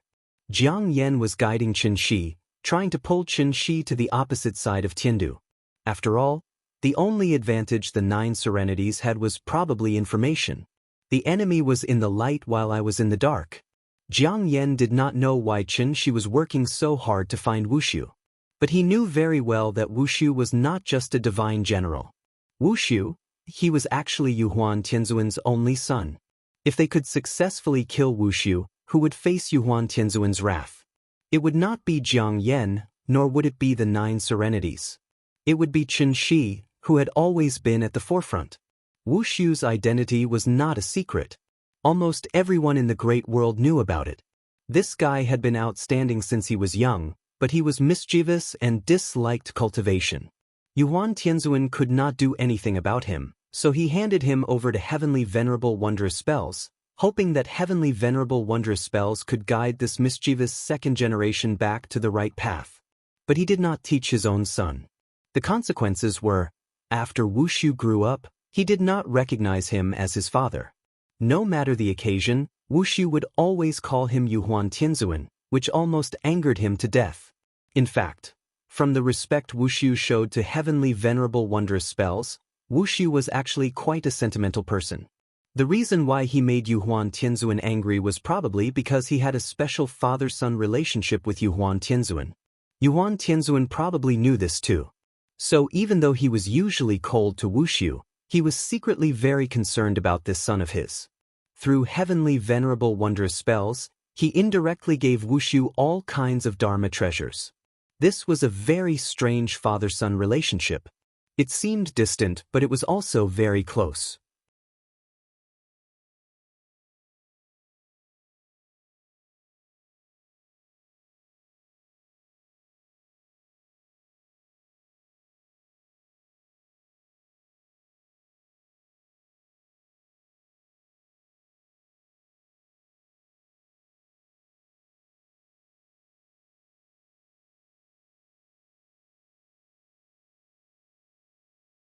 Chapter 405. Following the extinguishment of the heart flame lamp, Yuhuan Tianzuan, in a fit of rage, officially put the opening of the divine gate on the agenda. For a moment, the great world was in a state of panic and trepidation. Under the influence of the 9 underworlds, the seemingly tranquil earth gradually became turbulent and unpredictable, with undercurrents surging. Qin Shi had always wanted to stay out of this, but he did not know that he had already become a chess piece in Jiang Yan's hands. He and Bai Hong searched the Arctic tundra for a long time before they finally had to believe Wushu was most likely dead. Otherwise, how could they explain the destruction of the Wuji apricot yellow flag? If it wasn't a last resort, no one would detonate their life source magic weapon. This was a 9th-grade spiritual treasure. Once combined with the other 4 flags, it could form a treasure comparable to the Tianyan sword. Therefore, Qin Shi really could not understand who on earth could have forced Wushu to such a state. If even Qin Shi could not figure it out, Bai Hong naturally could not figure it out either. Changli's death at Qin Shi's hands was pardonable. After all, the 3 of them together were no match for Qin Shi, not to mention Changli alone. During this period of time, Qin Shi had been with Bai Hong, so Wushu's murderer was definitely not Qin Shi. But then who could it be? Other than the Heavenly Venerate, Bai Hong really could not think of anyone else who had such ability. When did the lower realm become so dangerous? Qin Shi and Bai Hong had the same question in their hearts. But the most important question was not this question, but, now that Wushu was dead, where should they go to find the soul mirror? Qin Shi had no choice but to bring Bai Hong back to Shangjing and let him see Qin Ruing, who was still in a coma. Qin Ruing had been in a coma for more than half a month. During this time, she had not woken up. Her pulse and breathing were still normal, so she looked like a vegetable. Qin Shi could not accept this result. Neither could Nianyan. Therefore, Qin Shi clearly told Bai Hong, if Yingying did not wake up, then he could only bring Bai Hong to the divine gate personally. Bai Hong followed Qin Shi to the kindergarten to sneak a peek at the cute little fellow and completely believed Qin Shi's words. But unfortunately, Bai Hong was just an ordinary divine general, so his knowledge was limited. Therefore, after seeing Qin Ruing's condition, he could only frown and analyze. After Changli went missing, Yuhuan Tianzuan gave the soul mirror to Master so that he could send people to the lower realm at any time, Master loved, of Wushu of Wushu of Wushu Master's Master, Fong of Wushu of Heaven, of Heaven of the Divine of Heaven, of Wus of Heaven. Speaking of this, Bai Hong suddenly stopped, and then put on a thoughtful expression. At this point, Bai Hong already knew that Chen Shi had fought with Wushu and forced him to use the blood escape technique. Therefore, after thinking for a while, he continued, I didn't know that Wushu had already descended. Since you forced Wushu to use the blood escape technique, he must have been severely injured. Wushu couldn't force open the divine gate on his own, so he stayed in the lower realm to recuperate. And you just said that your wife has been unconscious for half a month. If that's the case, the soul mirror can't be in Wushu's hands. He must have left the soul mirror in divine capital before he descended. Hearing this, Qin Shi was stunned. Wasn't this King nonsense? After going in such a big circle, he still had to enter the divine gate to solve the problem? Chen Shi's patience had run out. So without saying a word, he pulled Bai Hong and flew directly to the sky above Shangjing City. Opening the divine gate required a spirit energy tide, right? There was no spirit energy tide now, right? At most, he could artificially create a spirit energy tide. Chen Shi had already thought it through. He was not going to divine capital to fight, but to reason with them. As long as he could solve Yingying's illness, he didn't even mind becoming friends with divine capital. A soul formation stage cultivator had taken the initiative to express his goodwill. Presumably, any faction with a brain wouldn't refuse. Bai Hong was shocked by Qin Shi's courage. He was imprisoned by Qin Shi for more than half a year, and he dreamed of returning to divine capital. Seeing that Qin Shi took the initiative to take him back, Bai Hong was naturally happy, so he wanted Qin Shi to bring Qing Luan and Shu Xiang along. As long as the three of them could return to divine capital safely, Bai Hong promised to let bygones be bygones. He was also willing to recommend Qin Shi so that Qin Shi could smoothly obtain the soul mirror. After all, Qin Shi just wanted to borrow the soul mirror, not occupy it permanently, so the heavenly venerables wouldn't be so stingy. The two reached a consensus. Then, Qin Shi used himself as the eye of the formation and the entire Shangjing City as the formation pattern to forcibly set off a huge spirit energy storm in the sky. A steady stream of spirit energy rushed to the center of the storm. In less than a while, this storm evolved into a turbulent tide of spiritual energy. Taking advantage of the gap between Qin Shi's maintenance of the tide, Bai Hong hid at the side and frantically grasped the spirit energy of heaven and earth. Under the nourishment of the spirit energy, Bai Hong's skin gradually became white and rosy, so much so that he looked much younger. Chen Shi used his own vital essence to gather the tide. This action was like reaching into a water tank and stirring it, forming a waterspout in the water. The whole process didn't require too much effort, so Qin Shi could persist for a long time.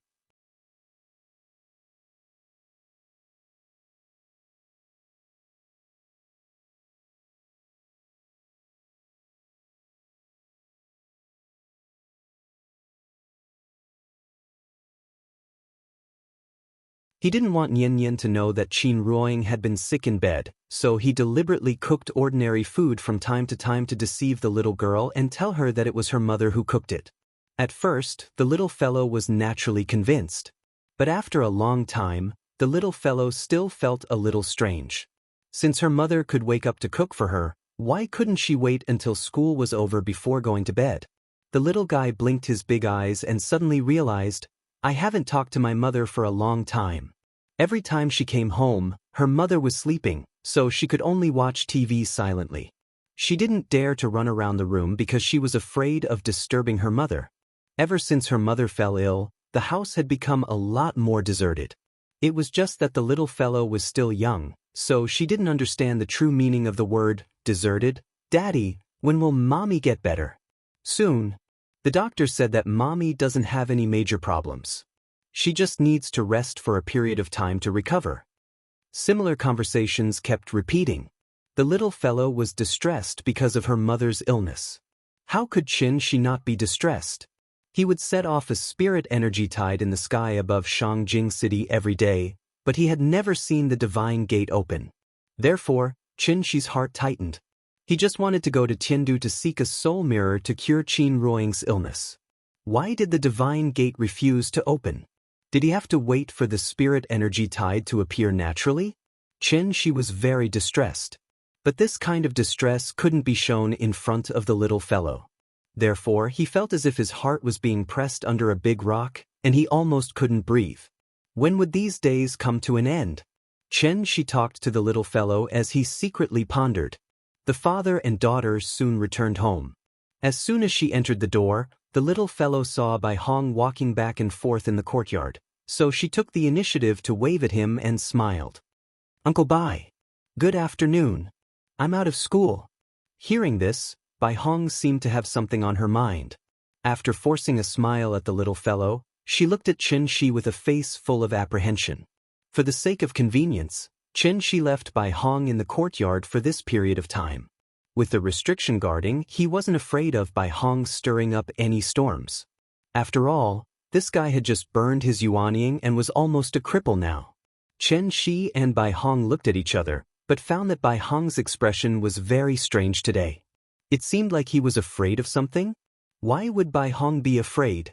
This guy didn't even care about his life. Why would he be afraid? Thinking of this, Chen Shi asked with a puzzled face, "What's wrong with you?" However, after hearing Chen Shi's question, Bai Hong seemed to be agitated and couldn't help but tremble. Then he pointed to the West Wing with a panicked face. "West Wing?" Chen Shi was stunned. Immediately, he understood what Bai Hong was afraid of. Then, Chen Shi's figure suddenly disappeared from the little fellow's side. When he appeared again, he was already at Qin Ruoying's bedside. In the room, Qin Ruoying was still lying quietly on the bed. Chen Shi came to her side and wanted to reach out and touch his lover's cheek, but at this moment, his hands suddenly began to tremble uncontrollably. The moment his fingers touched Yingying's cheek, Chen Shi froze. At this moment, time seemed to have frozen. Chen Shi's consciousness was rapidly pulled away, as if his soul had left his body. Even though his lover was close at hand, he felt that he was getting further and further away from Yingying. Finally, Chen Shi's trembling fingertips touched Qin Ruoying's cheek. But where he touched, it was ice cold. In fact, how sensitive were Chen Shi's 5 senses? From the moment he stepped into the room, he realized that Qin Ruoying's breathing had stopped. This news came too suddenly, like a bolt from the blue, and instantly stunned Chen Shi. Yingying had stopped breathing? How could it be? He just went to pick up Nian Nian from school. How long had he been delayed? What exactly happened? Bai Hong, tell me.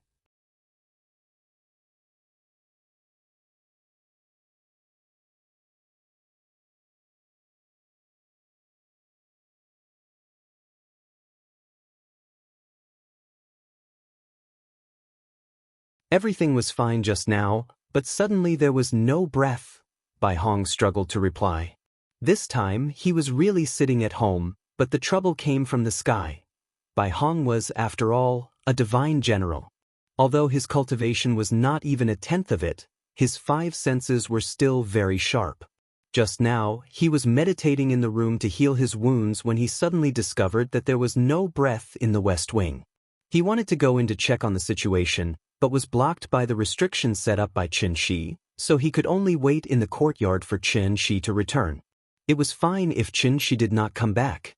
But this time, he had almost lost his life.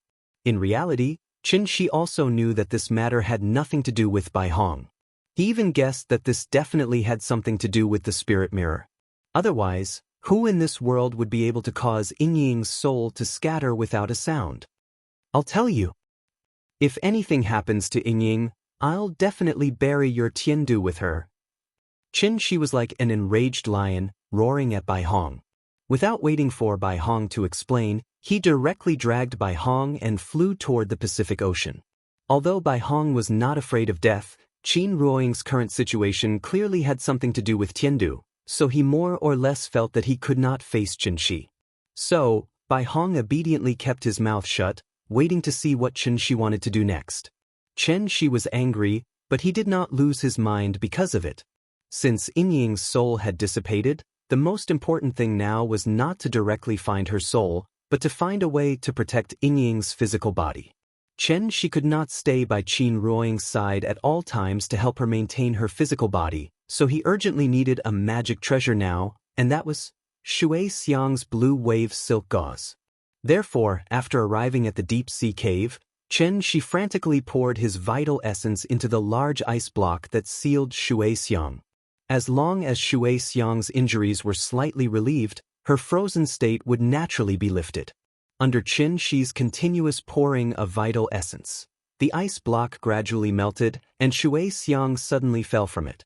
During this period of time, Shui Xiang had been in a state of suspended animation, so she did not know what happened outside. Therefore, the moment she woke up, she directly launched an attack at Chen Shi. Shui Xiang, stop. Seeing this, Bai Hong hurriedly shouted to stop. But Chen Shi's action was much faster than his voice. Shui Xiang did not even use the first move, and Chen Shi had already inserted countless spirit needles into her body. Shui Xiang's almond-shaped eyes widened, and after glaring at Chen Shi fiercely, her body completely softened. At this time, Bai Hong on the side let out a long sigh of relief.